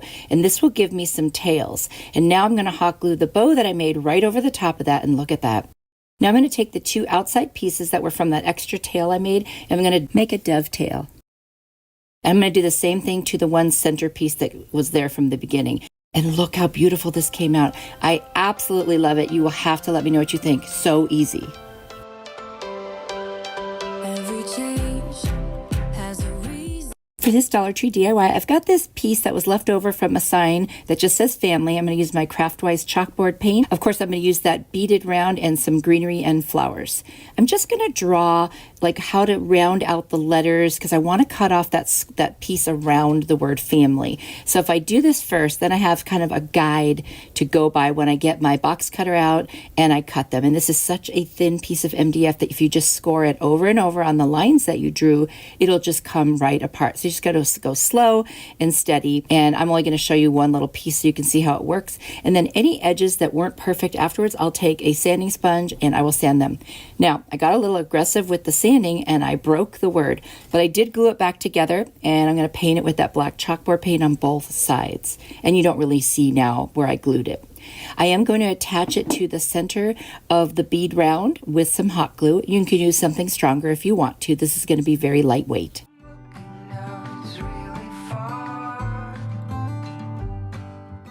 I'm going to turn it over and reinforce on the back with some more hot glue just to make sure it stays in place. I'm going to take a piece of jute, put it through those little hooks at the top that are made out of metal, and create a hanger.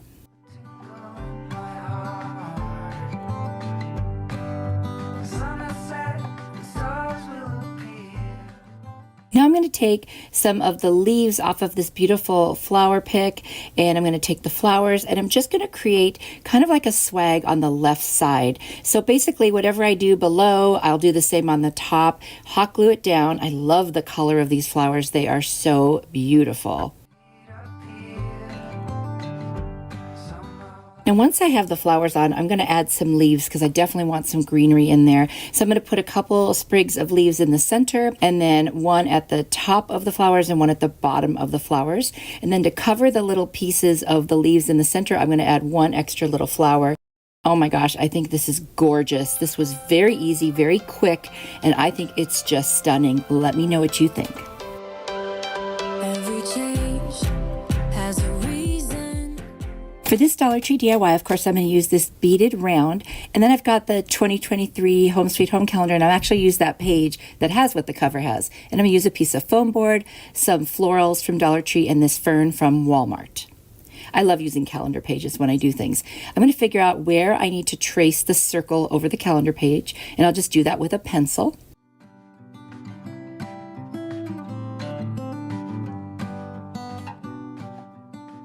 And once I have it all traced out, I will cut that out.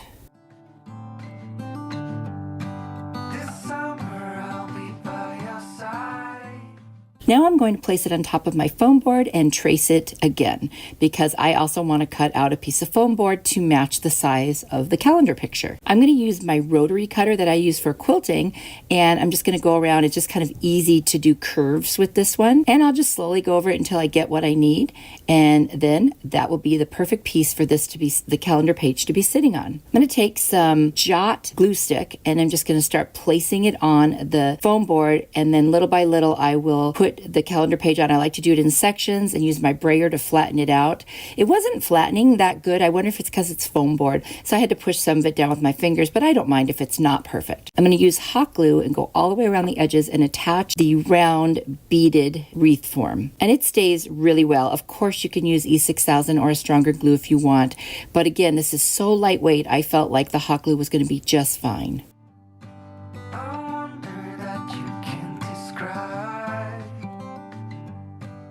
And there it is, all glued on. Now I'm going to take this sisal rope that I got from burlapfabric.com, and I'll have a link in the description box for their website. I just love the color of it. It's really beautiful. And I'm just going to add a hanger at the top. I'm going to put it through those metal hooks that they have at the top of this.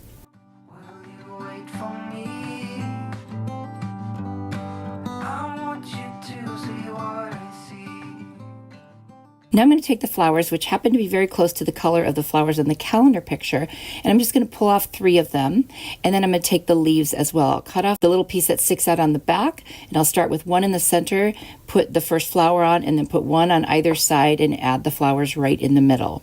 I thought this was just a beautiful touch. Then I'm going to cut some pieces of that fern and just add a piece on each side, and I thought that looked so beautiful.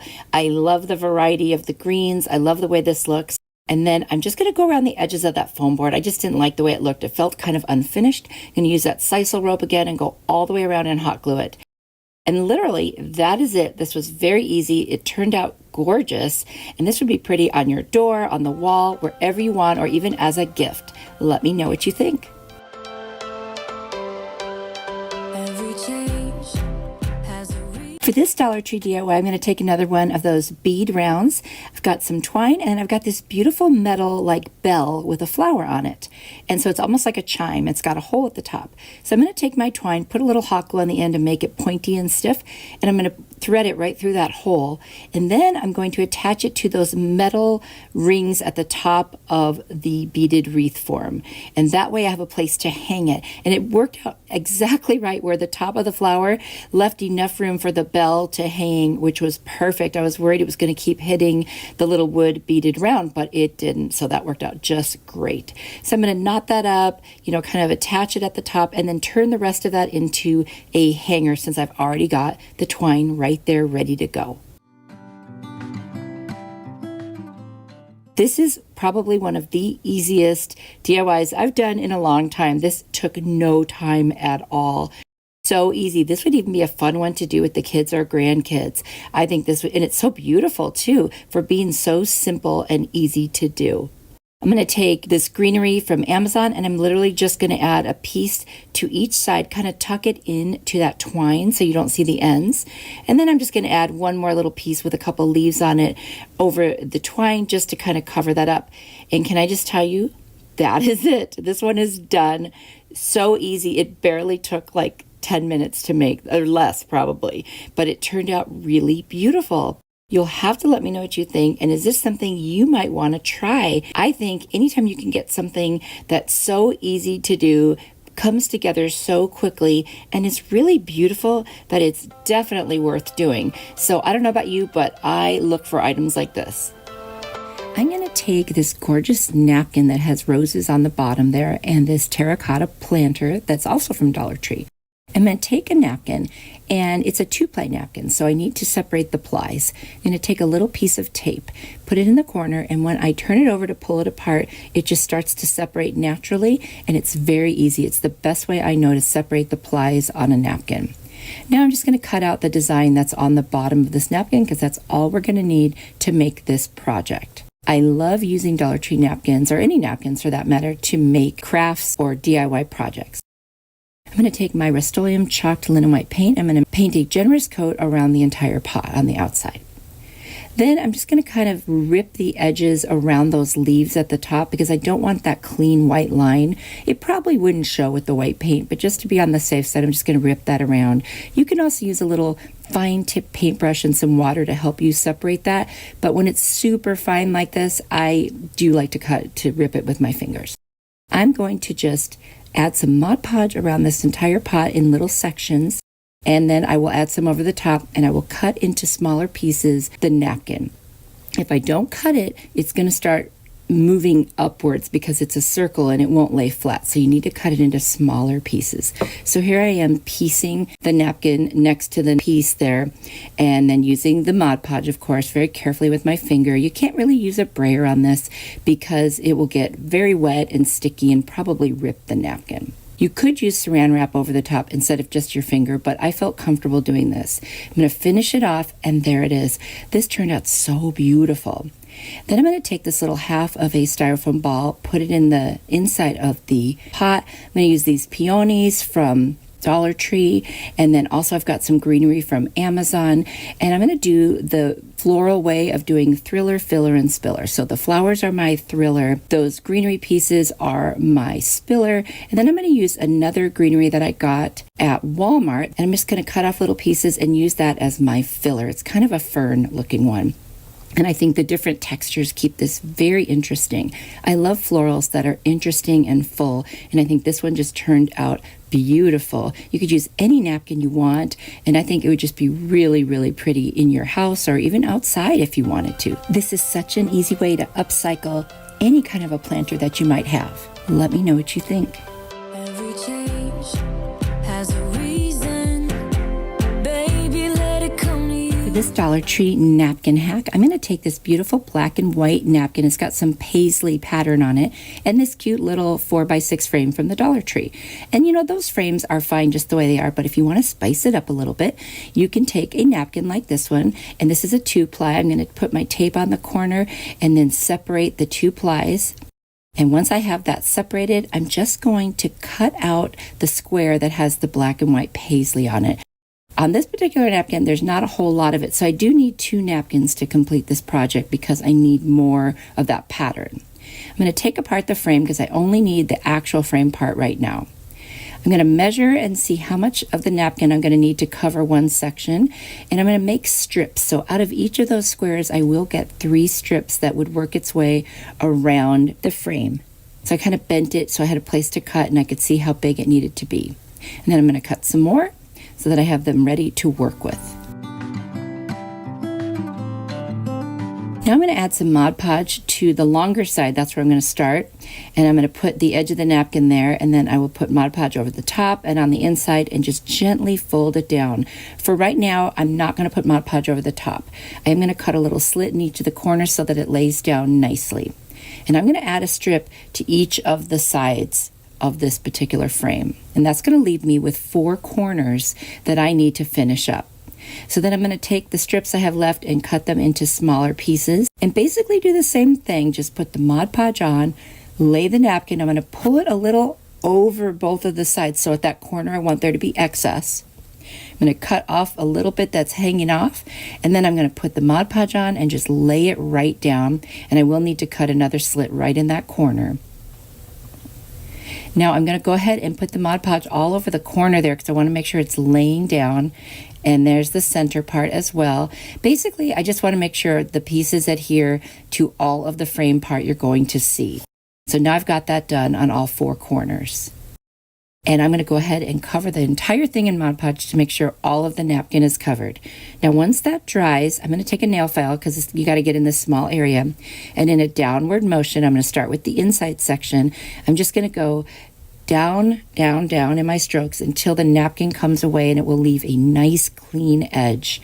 And this is what I always do whenever I'm working with a napkin. Now once I finish the inside, I'm going to move to that outside edge and we'll get rid of the excess napkin there. And don't worry if it's stuck a little bit from the Mod Podge, it still comes right off. Look how nice that is. This is beautiful. And in this picture happens to be my husband on the left, his nephew, his father, and then his brother. And they were all in the Navy. So I thought that was a really cool picture to show you.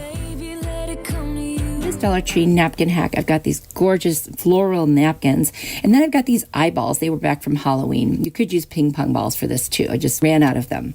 I actually only needed 1 napkin for this. I started off with 2 thinking that I would need 2 of them.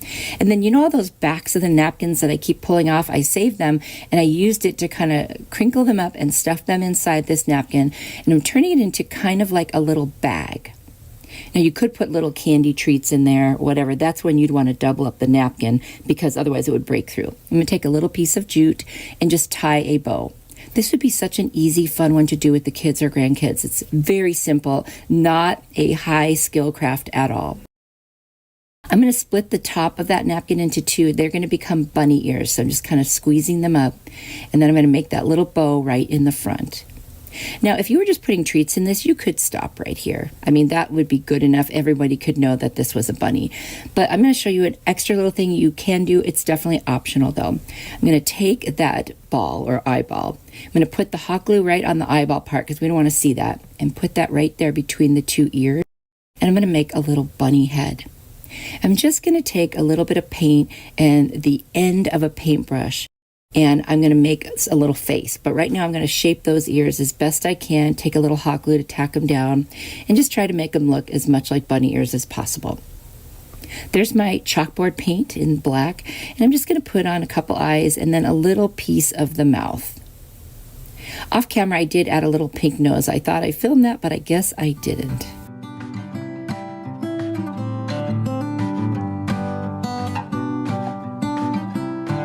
Now I've got this gold and white twine that was from Target. I'm going to cut 6 little teeny pieces. I'm just going to hot glue them on 3 on either side of the nose, and those are going to be the little bunny whiskers.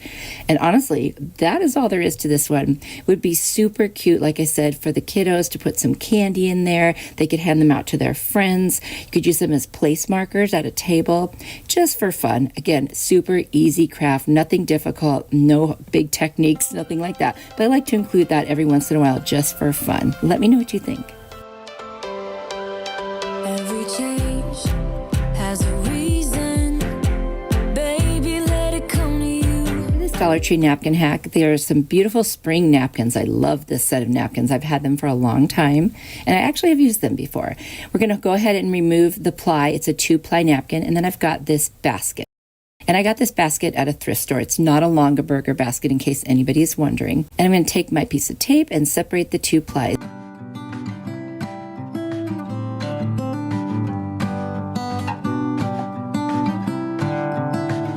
I'm going to go ahead and clean off this basket with a baby wipe, just gently.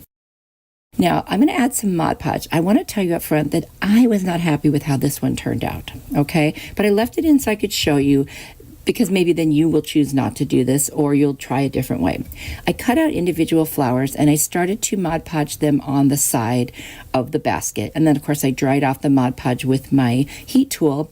Then I took my little utility knife and I wanted to make sure that none of the napkin pieces went over the weave of the basket. So I cut those, and I thought that would help a little bit. But what I don't really like is how they just looked on the basket. So what I think I would do next time is only do the rim of the basket and not the front or the sides of the basket. I did my best to just cover them up and see if that would work and kind of put them in the shape of almost like a flower themselves. But I'll be honest with you, I'm just not super happy with this one. But you know what? Sometimes that happens with crafts, and that's why I left it in. I wanted you to see, one, that it definitely happens to me, and 2, that it could happen to anybody. I'm going to take a furniture marker that's in kind of a brown walnut color, and I'm just going to go around each of the flowers. I thought maybe by defining them, that would help. It was better than it was before, but I still wasn't super happy with it. So again, do what you like. If you like it, then that's great. This would be a great craft for you. I didn't like the way it turned out, but it's still something that I tried, and I would do different by only doing that rim around the basket with the Mod Podging, and I think that would have looked good. See, it's not terrible, and I'm using it right now to hold some extra fabric that I have, but you decide, what would you do?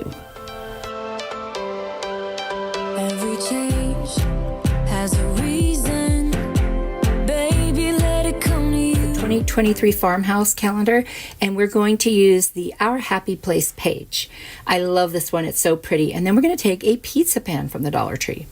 We're going to cut out a circle, and then we're going to take some Mod Podge, and we're just going to place it all over the inside of the pizza pan. Once we have that applied, we will take our circular piece of the calendar and we'll place it down and smooth it out. And then I'm going to get my brayer and just go over the whole thing and just really try to get that very flat and securely adhered to the pizza pan. Now, a trick that you can do is use a little spray bottle with water and get your paper wet. I didn't choose to do that, but you absolutely can, and I've heard that it helps with the wrinkles even more. Then I'm going to put some Mod Podge over the top just to seal the whole thing in. I like to do that. That way, no matter what, it will stay in place and it will protect it. I've got a little metal piece from a clothespin and a piece of twine. I'm going to put a little hot glue on the end and kind of like pull it off and make a point. And then I'm going to thread it through the little like spirally part of the clothespin metal piece. And we're going to use this as our hanger. This is something that a sweet viewer's husband came up with, and I've been doing it ever since. I think it's such a great idea.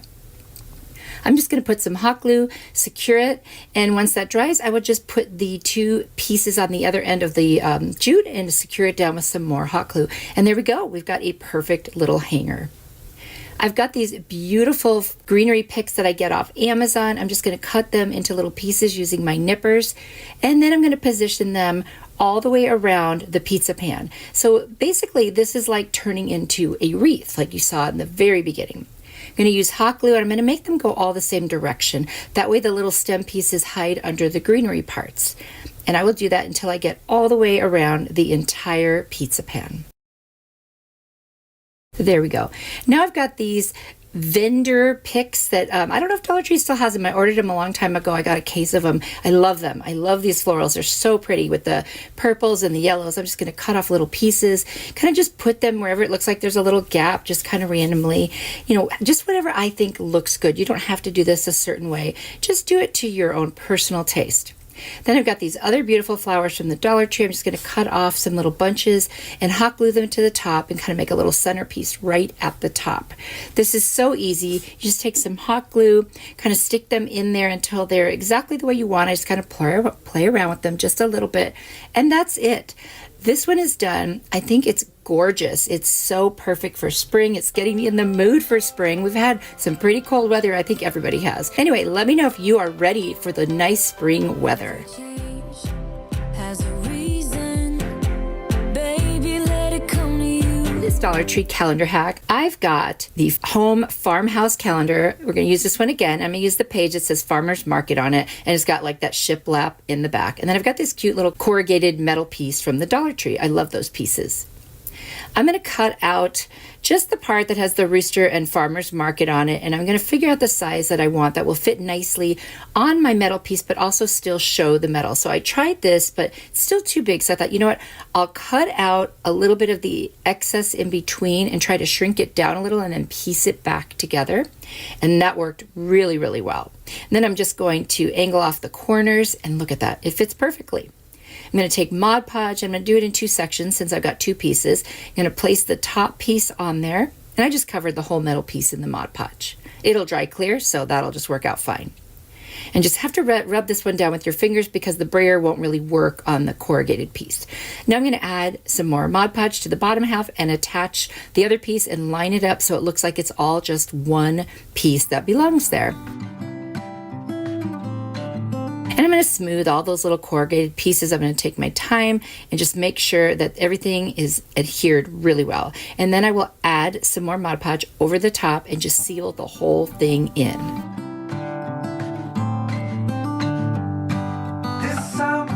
And once I've got that done and it dries, I'm going to take some very thin twine and some hot glue, and I'm going to go just around the edge of the calendar piece and just line it all the way around. I thought that really was a nice break between the metal and the paper. I just feel like it adds a little rustic feel, and I really love it. I'm going to add the hanger back on now that I've already done all the Mod Podging. And I'm going to take that twine again, and I'm going to wrap around 4 fingers about 15 times. Now, I did 4 fingers because I looked to see how big I wanted this little bow to be.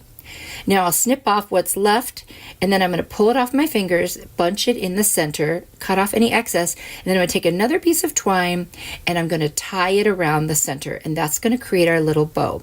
Now you can leave the loops intact or you can cut them open. I decided to leave mine intact. I'll trim off the twine that I used to tie around, and then I'm just going to hot glue it right to the center at the top, right above the rooster. And I thought that looked so cute, but I felt like it still needed something. So I've got these buttons from the Dollar Tree, and they have them in colors and just black buttons, but these are my colored ones. So I went through and I looked until I found a cute little like silver one.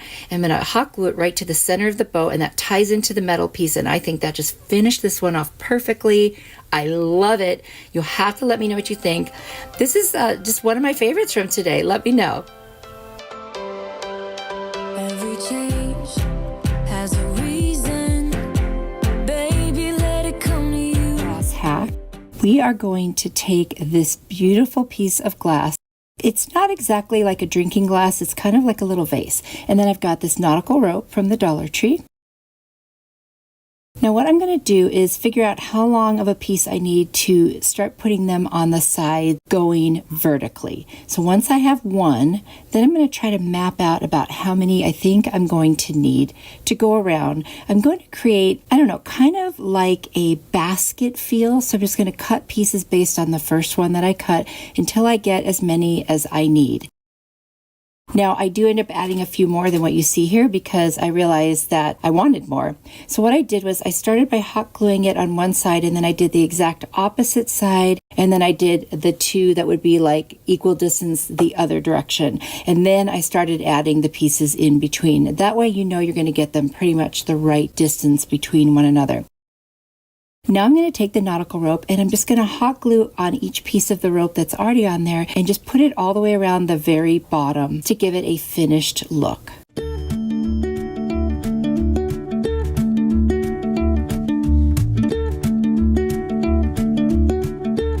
Once I get to the end, I'll just cut that off and glue down the very last piece there. This is so easy. Next, I'm going to do a piece around the center. I'm just going to measure it and then cut the piece off, and I'm going to hot glue it to each of those pieces that are already there. That's a great place to attach them.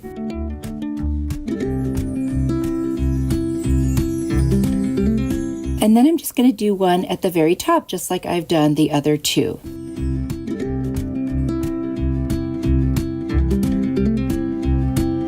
And once I get to the end, I realize I think I want one more layer at the top.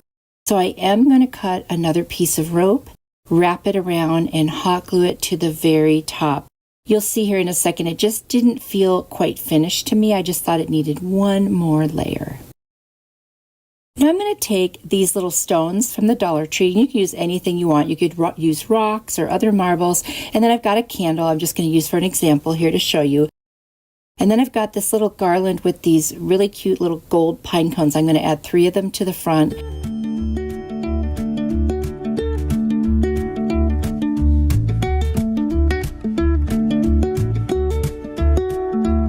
Then I'm going to get some little greenery picks and just kind of stick them in there. So now I'm just hot gluing the little pieces of greenery in there. And literally, that's it. This was super easy. You could decorate this one any way you want. I think just adding that rope really, really made this much more high-end, and I love it. Let me know what you think.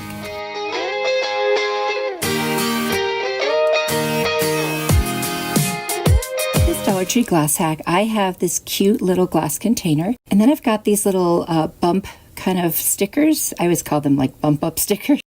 And then I've got my Rust-Oleum chalked linen white spray paint. I'm going to cut off individual pieces of these little bump stickers. I'm going to get rid of the little adhesive that comes off the end. I want to keep it on the back only, but not sticking out the sides. And I'm going to start placing them on this glass. I'm going to end up covering the whole thing in kind of like a little bit of a pattern where they're staggered every other row you'll see here shortly. And I'm just going to continue doing that until I get the whole thing covered. It does take some time. Just put on some music or video or listen to an audiobook. I've been doing that lately. If you have any good book recommendations, let me know. Now that I've got Audible, I'm excited to listen to more books. So there I am, just more than halfway done. I wanted to give you an idea, and I'm going to finish that bottom part. So there it is, all finished, and it actually looks really cool just like this. But I do want to cover the whole thing in the white paint. So I'm going to take it outside and I'm going to spray paint it. I'm going to do many light coats. Now it was pretty cold outside, so it actually dried a little textured. So it looks kind of cool though. It wasn't what I planned, but I actually like it. Now I'm going to use my Minwax polyacrylic, and I'm just going to cover the whole thing very generously because I do want to seal everything in, because you know chalk paint could scratch, and with this seal on it, that should help keep it nice and secure on there. I've got some lamb's ear. I'm just going to place it in, and as I was working with this, it just didn't feel like quite enough, so I went and found another little piece and added it. And I feel like that just was enough. It just made it look nice and full. You could change this out for any time of the year. And I think because it's white, it's just neutral. It'll fit in with any decor, any time of year. And I absolutely love it. Let me know what you think.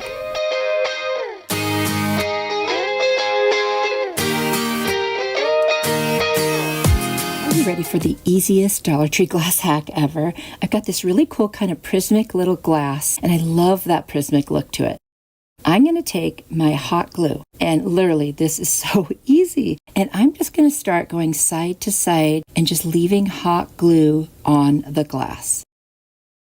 So I'm just going to carefully make sure that I don't get lumpy too much, but just kind of lightly go back and forth. I can always go over it again if it's not enough, and just continue doing this around the whole thing. You see what I'm doing there? And there are some gaps, and I will go back and fill those. I just wanted to make sure that I was getting it on there the way that I wanted. And then I'm just going to keep going over and over, and I'll turn it around as I go. And then I can, like I said, go back and fill in as I need to. You can just watch what I'm doing here.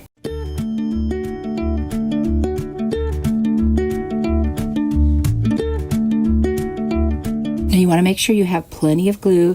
You don't really want to have to stop if you can help it. So I used a long glue stick on this one. That way I could just keep going the whole time.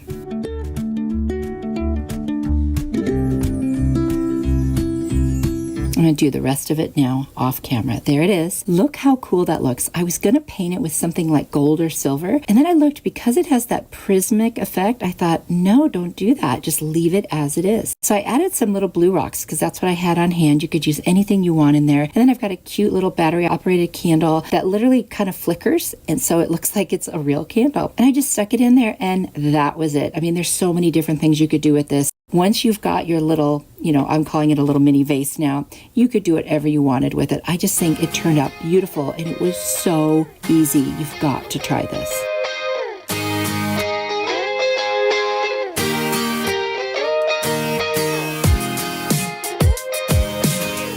For this Dollar Tree glass hack, I've got this square-shaped container. The edges are kind of rounded. And then I've got my Maize, Moss, and Ocean chalk paint by Waverly. And then I've got this little plastic dish that I got at the Dollar Tree also, and a dish drainer thing for a sink. I saw somebody do this on Pinterest, so I thought I'd try it. It's like a paint pour. So I'm going to pour the ocean color first, and there you can see it dripping. Now, the reason I use that drain thing is because of the holes in it. I thought it was going to make the design look really cool. Well, the chalk paint's a little thick. I should have watered it down first, so if you do decide to do this, use acrylic paint that's thinner or watered down chalk paint. And now I'm going to add the other two colors, and I'll just keep showing you what it looks like from the side view as well. Now it's still really cool. It just didn't give quite that, interesting look I was hoping would happen with those holes in that drainer thing. At least now I got to try this. I've always wanted to do a paint pour type of a thing. I'm going to use my heat tool from Amazon and try pushing the paint around and see if that helps a little bit. And it does, just a little bit. It's just that the paint is definitely too thick. It's still looking pretty cool, I have to say. I do like the way it looks.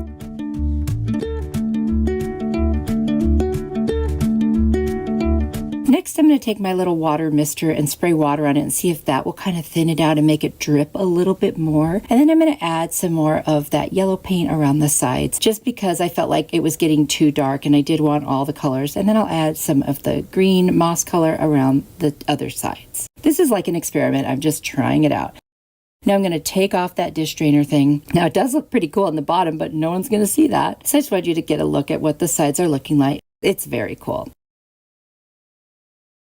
Now I let it dry completely, and you can see that. And then I'm going to sand around the top. Because I had it sitting down inside of a container instead of like floating, I don't like the way the top looked. I sprayed it with a clear glaze, and so I thought, you know what, I need to cover that. So I'm going to take this metal ribbon from the Dollar Tree, and I'm just going to hot glue it all the way around the very top, and that covers the part that didn't look so great. And I think that really did the trick. Now I will say, I think this came out really cute in the end. Just not what I was imagining, but I don't hate it by any means. You'll have to let me know what you think. I would love to try this again with something with maybe bigger holes or thinner paint. I think that would make such a difference. So I decided to put a little bit of floral foam in there and then add some kind of wintry pics and just make a cute little arrangement with that. Now you could take these out and change them for spring or any other season. That's why I just used the floral foam, no glue. And I think it looks adorable. You can put it up anywhere in your home. And I just think this is going to be such a nice, versatile piece. Let me know what you think. And have you ever tried paint pouring? For more inspiration, here's another video I think you'll really like. If you click on it, I will see you there. You are truly a blessing to me. Bye.